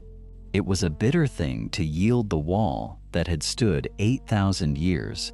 and men wept openly as they turned their backs upon it. But they lived, and they carried their steel with them, and the enemy paid in ruined masters and ashen thralls for every league it gained. At the crossroads south of the ruin, Jon reined in his horse and looked back upon the smoking gap where the wall had been. And beside him, one of his captains asked, in a voice raw with cold and grief, whether they had lost. Jon did not answer at once, watching the fires burn along the retreat, counting in his mind the walkers his men had felled that night. And when at last he spoke, his words were quiet and certain. "No," Jon said. "We taught them how to bleed. That is not losing. That is the beginning of the end for them." And he turned his horse south toward Winterfell, and the columns followed him down through the failing light, and behind them the wall smoked and the world went on. They came to Winterfell across long days of hard travel, the wounded borne on litters and the steel wagons creaking through drifts. And when the gray towers rose at last from the winter haze, there was something like relief in the throats of 10,000 men who had believed the world already ended. The castle had been made ready for them. Sansa had seen to that in the weeks of Jon's absence, and where once there had been a besieged and hungry stronghold, there was now a place of purpose, granaries counted and rationed, forges banked and waiting, every hall and outbuilding turned to the housing of soldiers and the mending of hurts. She met her brother in the yard as the snow came down soft and slow, and though neither spoke much of what had passed at the wall, she read it in the hollows beneath his eyes, and he read in the set of her shoulders that she had held the North together in his absence, and that was enough between them for the moment. The forge they built in the days that followed was a thing unlike any in the memory of men. There had never been need for such a thing before, for the making of Valyrian steel had always been a slow and secret art, a single smith laboring over a single blade across long seasons. But Jon had learned in the reforging of Longclaw and in the ruin he had witnessed beyond the wall. So they raised a great pit forge in the shadow of the broken tower, wide as a mummer's stage and deep as a well, and they fed it not with charcoal alone, but with dragonflame. For Drogon and Rhaegal would lower their long necks over the fire pits and breathe steady streams of white heat into the coals until the iron ran like water, and the fluxes seethed, and the very stones about the pit glowed cherry red in the perpetual dusk. In that furnace, the smiths of the north worked in shifts that never ceased, hammering out blade after blade, spearhead after spearhead, arrow point after arrow point, and the rhythm of their hammers carried through the castle day and night like the beating of some vast and patient heart. For the first time in all the long war, they had steel enough to arm not only knights and lords, but the small folk levies as well, the farmers and the fishermen, and the shepherd boys who had fled south before the dead. And Jon walked among them himself, and pressed cold gray blades into their hands, and told them plainly that these weapons would kill what no other weapon could. And he watched the fear in their faces harden slowly into something that was not quite courage, but would serve as well. A boy no older than 14 turned a dragonsteel dagger over in his raw hands, and asked Jon whether it was true that a single cut would end one of the dead. And Jon knelt in the snow beside him and told him it was true, that he had seen it with his own eyes, and that the boy need only strike once and strike true. And the boy nodded and gripped the blade and did not weep. And Jon carried the weight of that boy's trust with him for the rest of the war. It was in those same days of forging and arming that Bran spoke, and what he said reshaped everything. He had sat silent through much of the retreat, lost in the far-seeing that took him beyond the walls of his broken body. And when at last he called Jon and Daenerys and Sansa to the Godswood, he told them what he had glimpsed in the swirling depths of 1,000 years and 1,000 eyes. The Night King, he said, did not march for conquest as living kings marched, nor for vengeance, nor for any hunger that a living mind might name. He marched to unmake the world's memory, to bring the long night that would swallow all that had been, and he sought Bran above all else, for Bran was memory itself, the keeper of everything that had ever happened, and to end him was to end the past forever. And in that hunger, Bran told them, lay the enemy's single weakness, for the Night King would come himself, would always come himself, drawn to the three-eyed raven as iron to a lodestone, and where he went, the whole host would follow, and if he could be destroyed, then all the dead he had raised would fall lifeless in the same breath. Jon listened to this in the gray stillness beneath the heart tree, the red leaves whispering above him, and slowly the shape of a plan assembled itself in his mind, cold and clear as the steel his smiths were forging. They would use Bran as the bait. They would set him in the open, where the Night King could not resist him, and they would ring that place with the greatest concentration of dragonsteel the world had ever seen. And when the enemy came for the last living memory of mankind,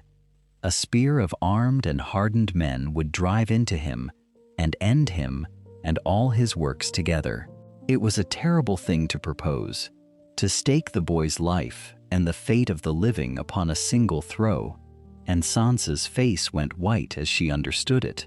But Bran only looked at Jon with his still and ancient eyes and said that he had already seen it, that this was the path, that there was no other. And Daenerys, standing at Jon's side with the firelight of the distant forge upon her, said that if the Night King wanted memory, then they would give him fire instead, and she began at once to speak of how the dragons might be placed. The night the dead came at last was colder than any that had gone before it,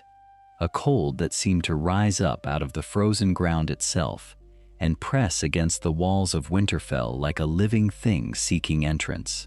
The living stood ready upon the battlements and behind the trenches and in the shadowed courtyards, their breath clouding before their faces, and the thing that set that night apart from every doomed defense the imagination might conjure was the quiet gleam of blade after blade after blade, catching the torchlight,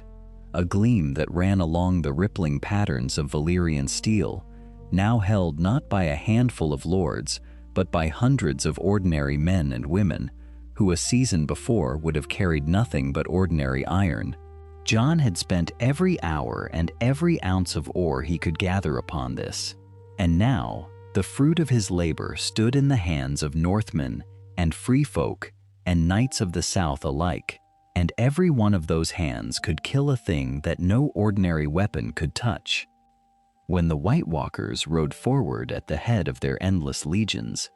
they came expecting the old slaughter, the panic of men whose steel shattered like ice against their pale flesh, the swift unraveling of any line that dared to stand. Instead, they found that the first rank held. A free folk woman with a reforged short sword took the arm from a mounted walker and then its head, and it burst into 1,000 shards of falling frost, and beside her, a Winterfell smith who had helped hammer the very blade he now carried, drove it through the breast of another. All along the wall it was the same, 100 small deaths where the enemy had known only conquest, and though the whites still came in their tens of thousands, and men still fell beneath them and were dragged down into the dark, the lieutenants of the Night King could no longer walk untouched through the ranks of the living. Their advance, which in a poorer defense would have swept the castle in an hour, slowed and thickened and bogged down into a grinding, bitter, blade-for-blade contest that bought the defenders the one thing they needed above all others, which was time. And in that time, the trap closed. Bran had refused the Godswood, for he had seen in it only the trap the enemy expected. Instead, they set him upon the ramparts in plain sight and lured the Night King not to the weirwood, but into the killing yard below, where the mass-forged steel could be brought to bear on ground of Jon's choosing rather than the enemy's. And the Night King, drawn by the ancient memory that boy carried within him, could not turn away from it. He came as Bran had foreseen, walking through the shattered gates with his lieutenants ranged close about him like a crown of frozen thorns, and it was then that the strike team struck. From the shadows of the wall and the roots of the weirwoods, the dragonsteel-armed champions fell upon the walker guard, and one by one, those pale captains were cut down, each shattering into powder as the enchanted edges found them, until the Night King stood alone in the falling snow, with the last of his protectors gone, and no living memory of them but the frost still settling on the ground. Above the castle, Daenerys had loosed her fire as she had promised, and the dragons wheeled and burned across the black sky, driving back the horde and shielding the godswood from the wights that might have swarmed it. And in the ring of trampled snow beneath the heart tree, there was for one long moment only the boy in his chair and the ancient enemy who had crossed the world to unmake him. The Night King raised his hand, and the dead about the walls of Winterfell rose again where they had fallen, doubling in an instant the tide against the living, and it seemed then that all the slaughter had bought nothing, that the enemy had one final and unanswerable stroke, and that Bran would fall and the long night would descend upon the world forever. But Jon came through the snow. He came at a dead run through the ruined gate, with a full Valyrian longsword in his two hands, a blade longer and truer than any he had wielded before, forged in the deepest heat of the Winterfell fire, and quenched, in the last and most secret step of the craft he had rediscovered, with a few drops of his own blood, the blood of Old Valyria that ran in him through his hidden Targaryen line. That blood had bound the steel in a way no other smith living could have managed, and the sword drank the torchlight and gave nothing back, dark and hungry and ready. The Night King turned from the boy at the sound of his coming, and for the span of a heartbeat, the two of them faced each other across the reddened snow, the maker of the dead and the man who had spent himself utterly to arm the living against them. They met, and the ring of steel on ice-hard flesh rang out through the godswood. The Night King was strong beyond any mortal thing, and his own pale blade came down with a weight that should have driven Jon to his knees, yet Jon turned it and turned again, and the sword he had forged did not shatter as ordinary steel would have, did not crack or bend or fail him, for it was the true dragonsteel of the ancient world, remade by his hands alone. Twice the enemy nearly took him, and twice Jon slipped the killing edge, and then in the third exchange, he found the opening that all the deaths of the lieutenants had made possible. The guard stripped bare, the ancient enemy unshielded and alone, as he had not been in 8,000 years. It was not one blade, but 100 that ended him. As Jon staggered, the free folk woman and the Winterfell smith and the 14-year-old boy he had armed closed in from every side, and a dozen dragonsteel edges found the ancient enemy at once, and the Night King fell not to a chosen hero, but to the massed hands of the living he had never thought to fear. And the Night King looked down at the dark steel buried in him with something that might, in a warmer creature, have been surprise. Then he broke. He shattered into a storm of ice and frost that scattered upon the wind, and all across the fields of Winterfell, the wights that had risen at his command fell in the same instant, collapsing back into the bones and the silence from which they had been called,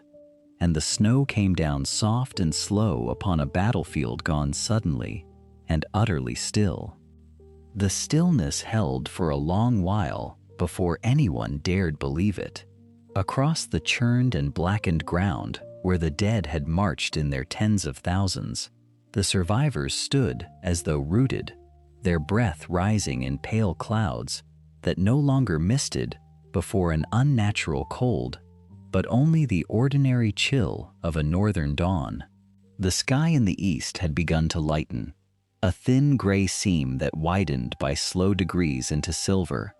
and the men and women who had fought through the endless night lifted their faces toward it, as if they had forgotten such a thing as morning could exist. Weapons hung loose in weary hands. The banners that had not fallen sagged upon their poles, torn and smoke-stained, and somewhere among the ruined outworks, a horn sounded a single wavering note that was not a call to arms, but a sound of pure disbelieving relief, and it was answered from the walls, and then from the courtyards, until the whole of Winterfell seemed to breathe out at once. Jon Snow walked among them with the dark blade still bare in his hand, the frost of its forging long since burned away in battle, its edge notched and dulled but unbroken. He did not sheathe it yet.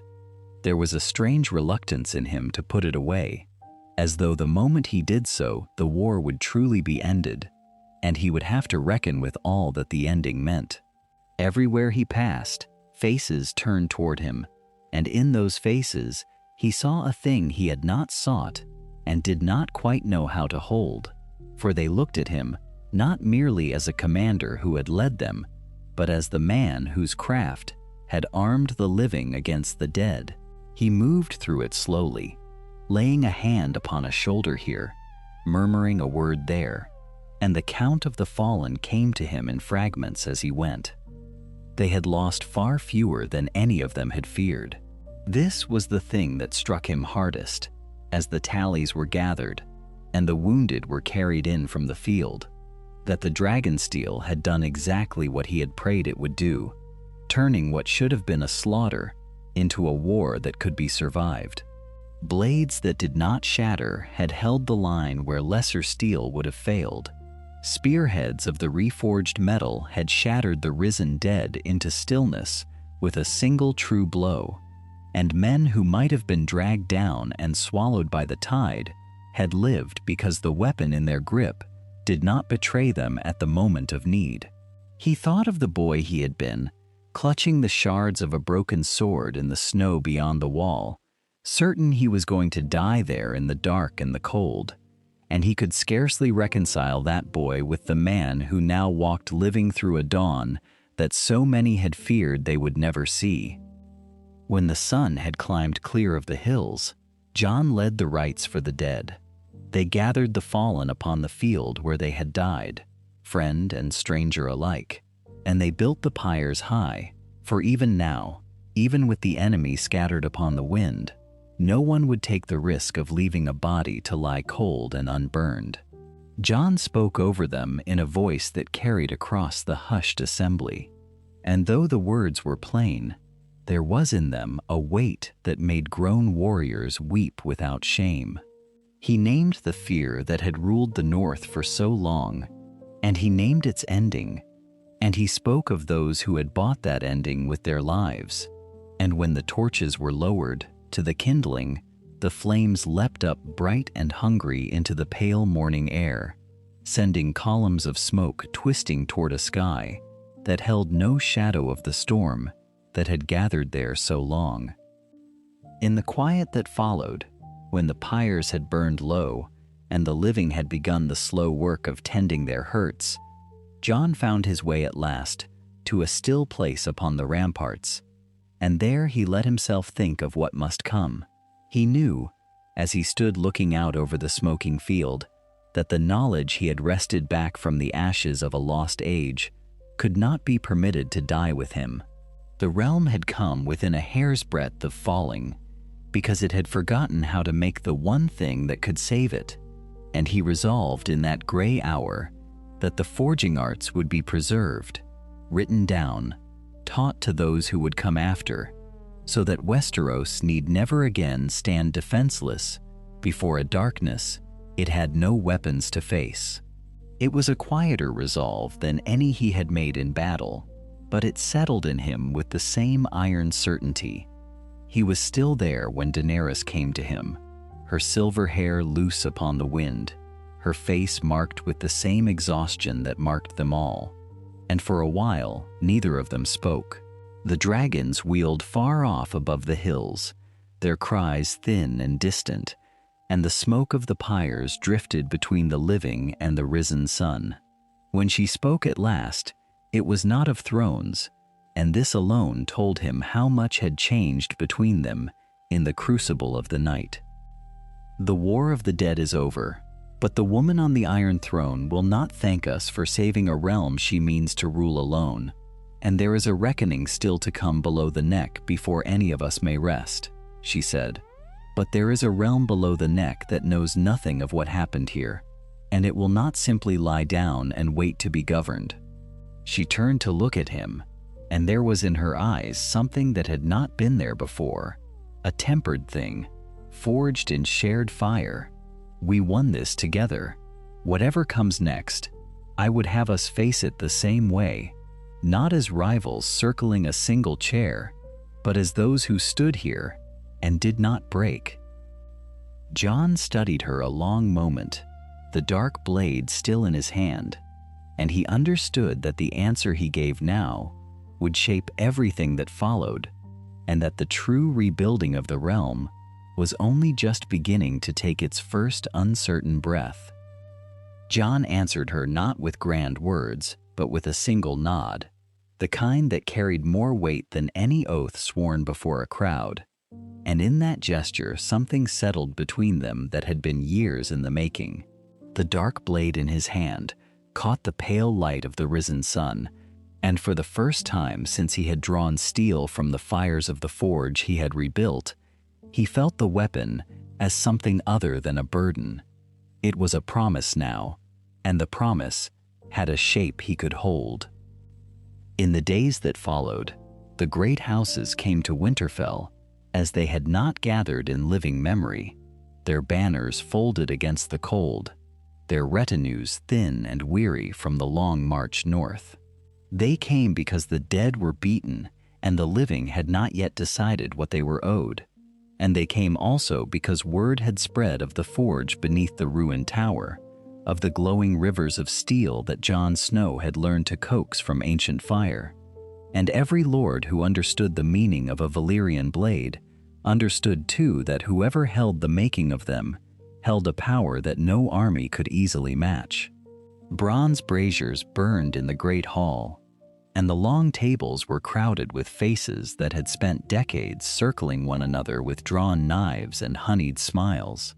And now they sat in uneasy proximity, while the future of 6 kingdoms and 1 north was carved out sentence by careful sentence. Sansa sat near the high seat with her hands folded and her eyes moving from face to face, reading each lord as a scribe reads a ledger, and she had spoken plainly to Jon before the convening,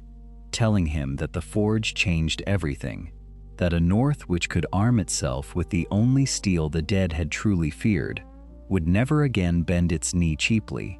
and that he must not squander what the fires had given him out of some old hunger to be humble. He had listened because he had learned the cost of humility that curdled into weakness, and when the lords pressed him about the making of the blades, he did not deny his hand in it. He told them the truth of it, that the knowledge had come to him slowly and at great price, and that the fire answered to something in his blood. It was Daenerys who let the last secret loose, though she did so with his consent, and with a gravity that stilled the hall to silence. She rose in the flickering light and told them what the Maesters had confirmed, and what the old gods had whispered through the weirwood, that the man they had called bastard was no bastard at all,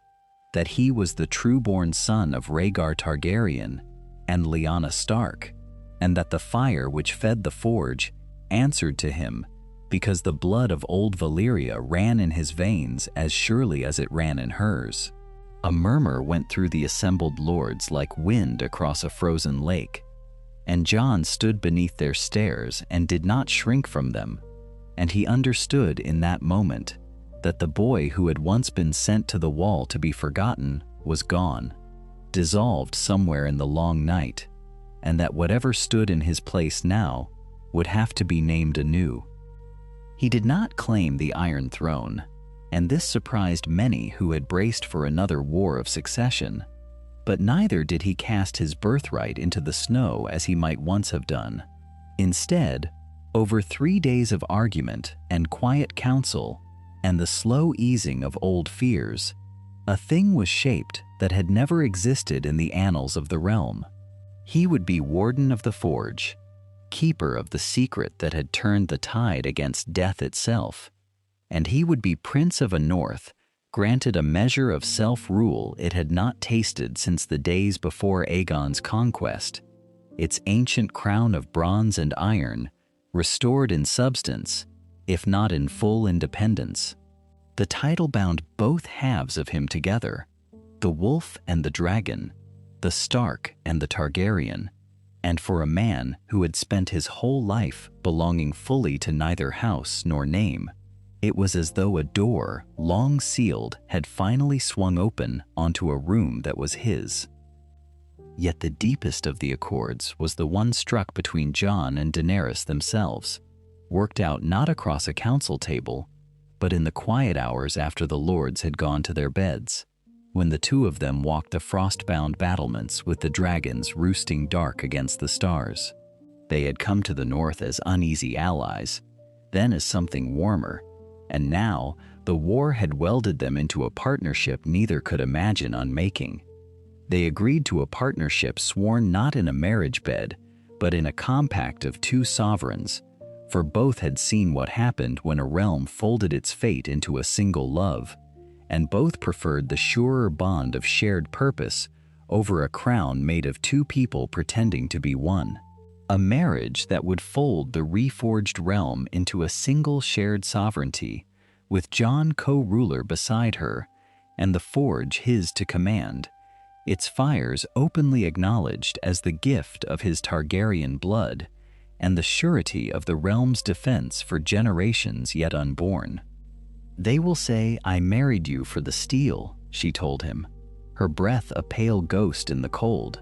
and there was the faintest edge of wry sorrow in it. "Let them say it," Jon answered. "We know what we married for." She looked at him then, and the tempered thing he had glimpsed in her eyes above the smoking pyres had deepened into something steadier, something that did not flinch from the enormity of what they were about to build. Below them, the great hall still burned with light, and the lords of the realm slept uneasily beneath its roof, dreaming of the new order that would greet them at dawn, and neither Jon nor Daenerys yet knew how far the ripples of their accord would travel, nor which of the old powers would rise to test the strange new crown they meant to forge together. But the first hammer stroke had fallen, and the metal was still hot, and there remained a great deal yet to shape before the thing could be called finished. The shaping began, as such things must, with the gathering of hands that could be taught. Jon had learned that the knowledge which lived only in a single mind was no better than the knowledge already lost, for a man could fall in battle or fever, and with him would perish everything he had painstakingly recovered from the ash of the old world. So he set himself against this fragility with the deliberate patience of a smith who understands that the strongest blade is not the one forged in a single furious night, but the one worked and folded and reworked across many patient days. He would not let the craft die with him, and to ensure it did not, he built an order to hold it. They came to Winterfell first, the ones he chose, drawn from the smithies of the north, and from the war camps, and from the guild halls of the southern cities, where fine work had long been prized. Some were old men, whose knuckles had swollen with decades of labor, and some were boys, who had barely grown the strength to swing a full hammer, and Jon judged them not by their years, but by the quality of attention they brought to the flame. He wanted those who listened. He wanted those who could stand before a bar of glowing metal and read its temper the way a maester read the stars, and he found them slowly, one by one, until a small company of chosen smiths had assembled in the long stone workshops that now ran along the outer wall of the castle, their forges breathing steady heat into the northern cold. He taught them without haste. He showed them the folding first, the patient marriage of hard steel and soft, And only when their hands had learned that grammar did he speak of the deeper thing, the flame that was not ordinary flame, the fire that had once poured from the throats of dragons over the forges of a doomed empire. Not every smith would ever touch that fire, and Jon was honest with them about this from the start, for the dragonflame remained a thing too rare and too perilous to be scattered freely among many hands. Only a small cadre would be trained to work beside the great beasts, to read the moods of Drogon and his kin, to understand the precise instant when the living heat must be brought against the folded metal, and these he chose with the greatest care of all.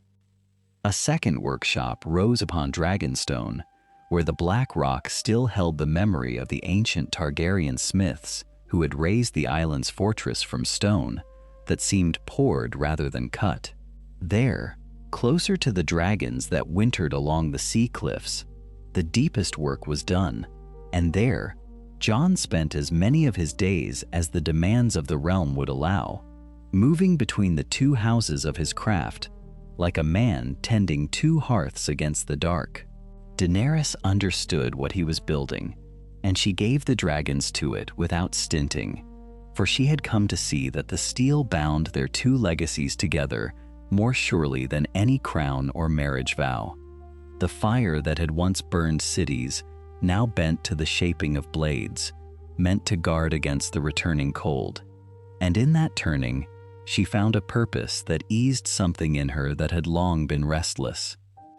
Word of the order spread through the realm, and with it spread unease among those lords who had grown accustomed to the old scarcity, for Valyrian steel had been a currency of prestige precisely because it could not be made,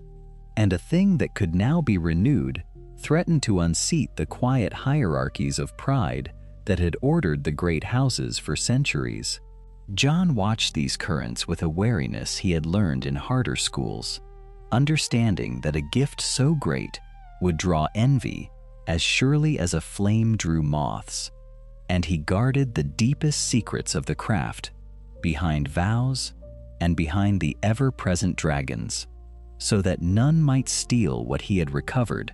and turn it to purposes he could not foresee. Yet for all the careful politics of it,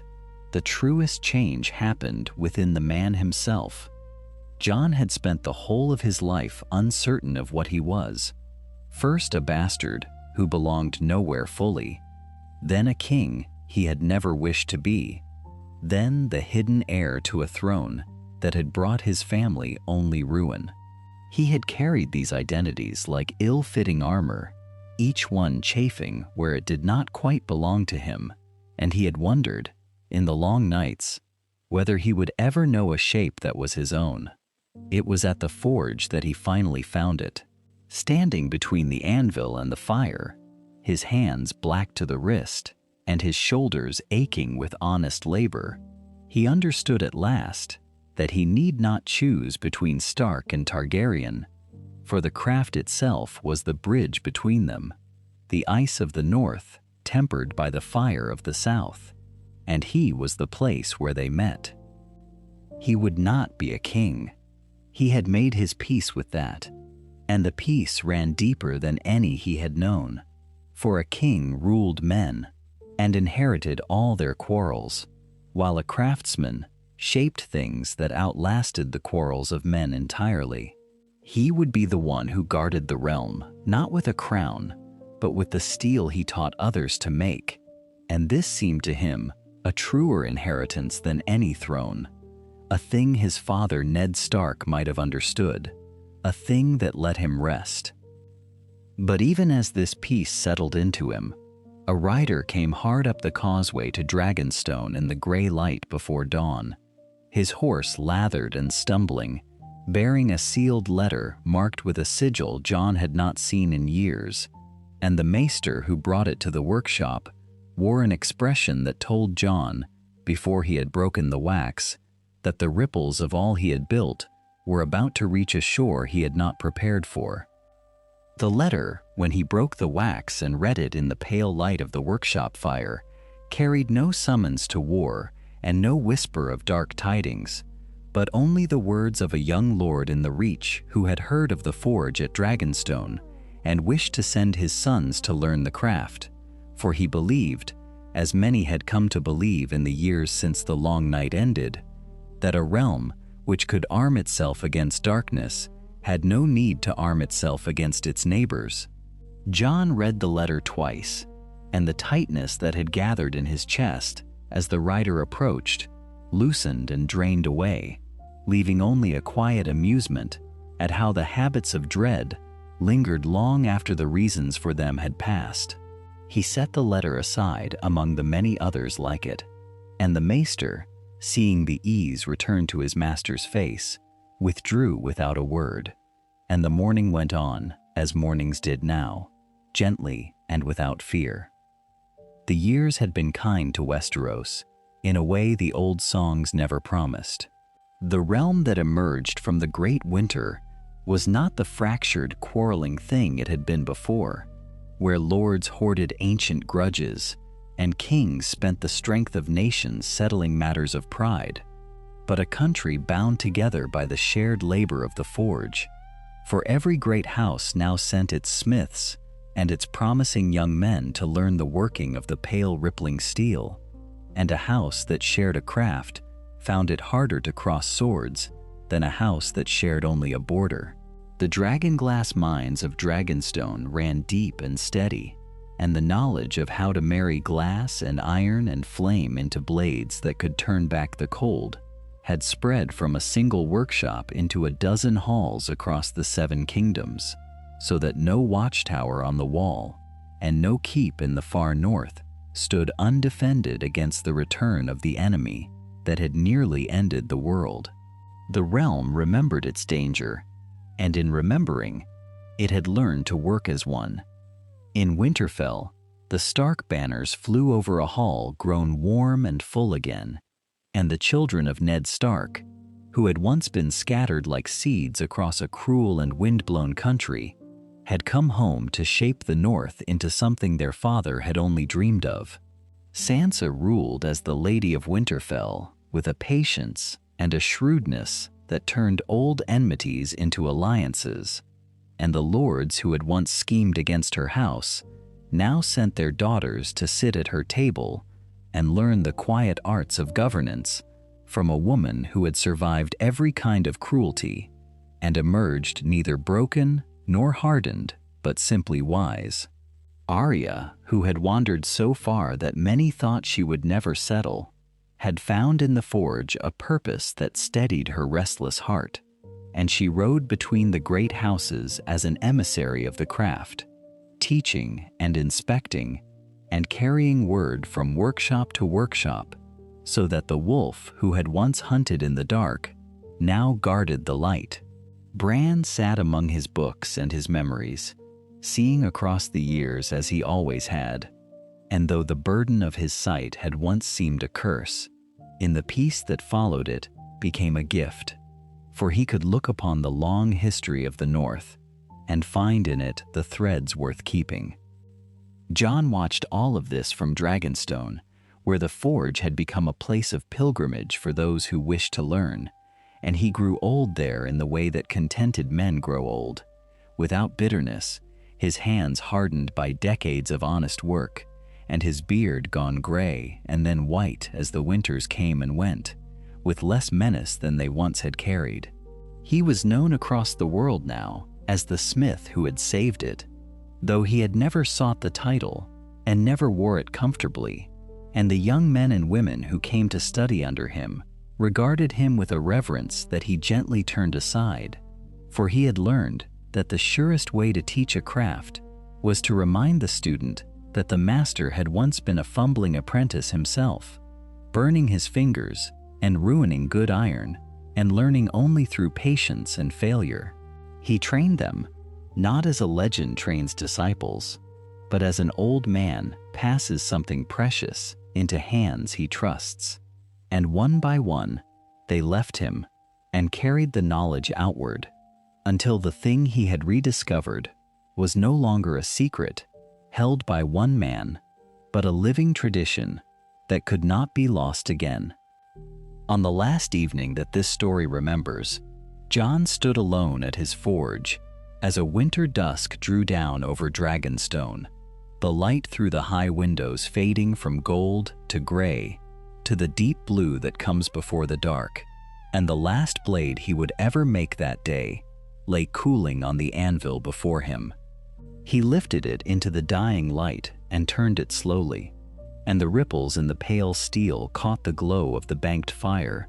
and seemed to move like water beneath the surface, like something alive, like the memory of every hand that had shaped a blade before his, and every hand that would shape one after. He understood, holding it, that the world he had changed would go on changing long after he was gone, that the peace he had helped to forge was not a fragile thing balanced on the strength of a single man,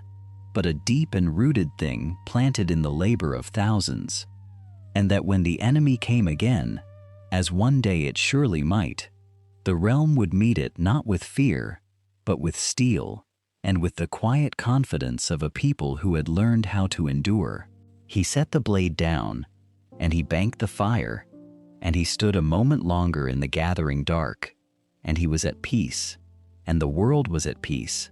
and the long winter of fear had given way at last to a longer and gentler quiet that would outlast them all. And this brings us to the end of this alternate history. If you enjoyed exploring how events might have unfolded differently, I'd really appreciate it if you subscribe to the channel. We dive into new stories from the world of Westeros every single day, imagining the choices, battles, alliances, and destinies that could have completely changed the fate of the Seven Kingdoms. And if you'd like to explore even more stories, our Lorekeeper members unlock a brand new exclusive alternate history every single week. I'd also love to hear your thoughts. What do you think would have happened next? Did this version of history end better than the original? Or would you have taken the story in a completely different direction? Leave your ideas in the comments, because many of the best future stories come directly from your suggestions. Thank you so much for watching and for spending your time with me. I'll see you tomorrow with another alternate history from Westeros. Until then, peace out.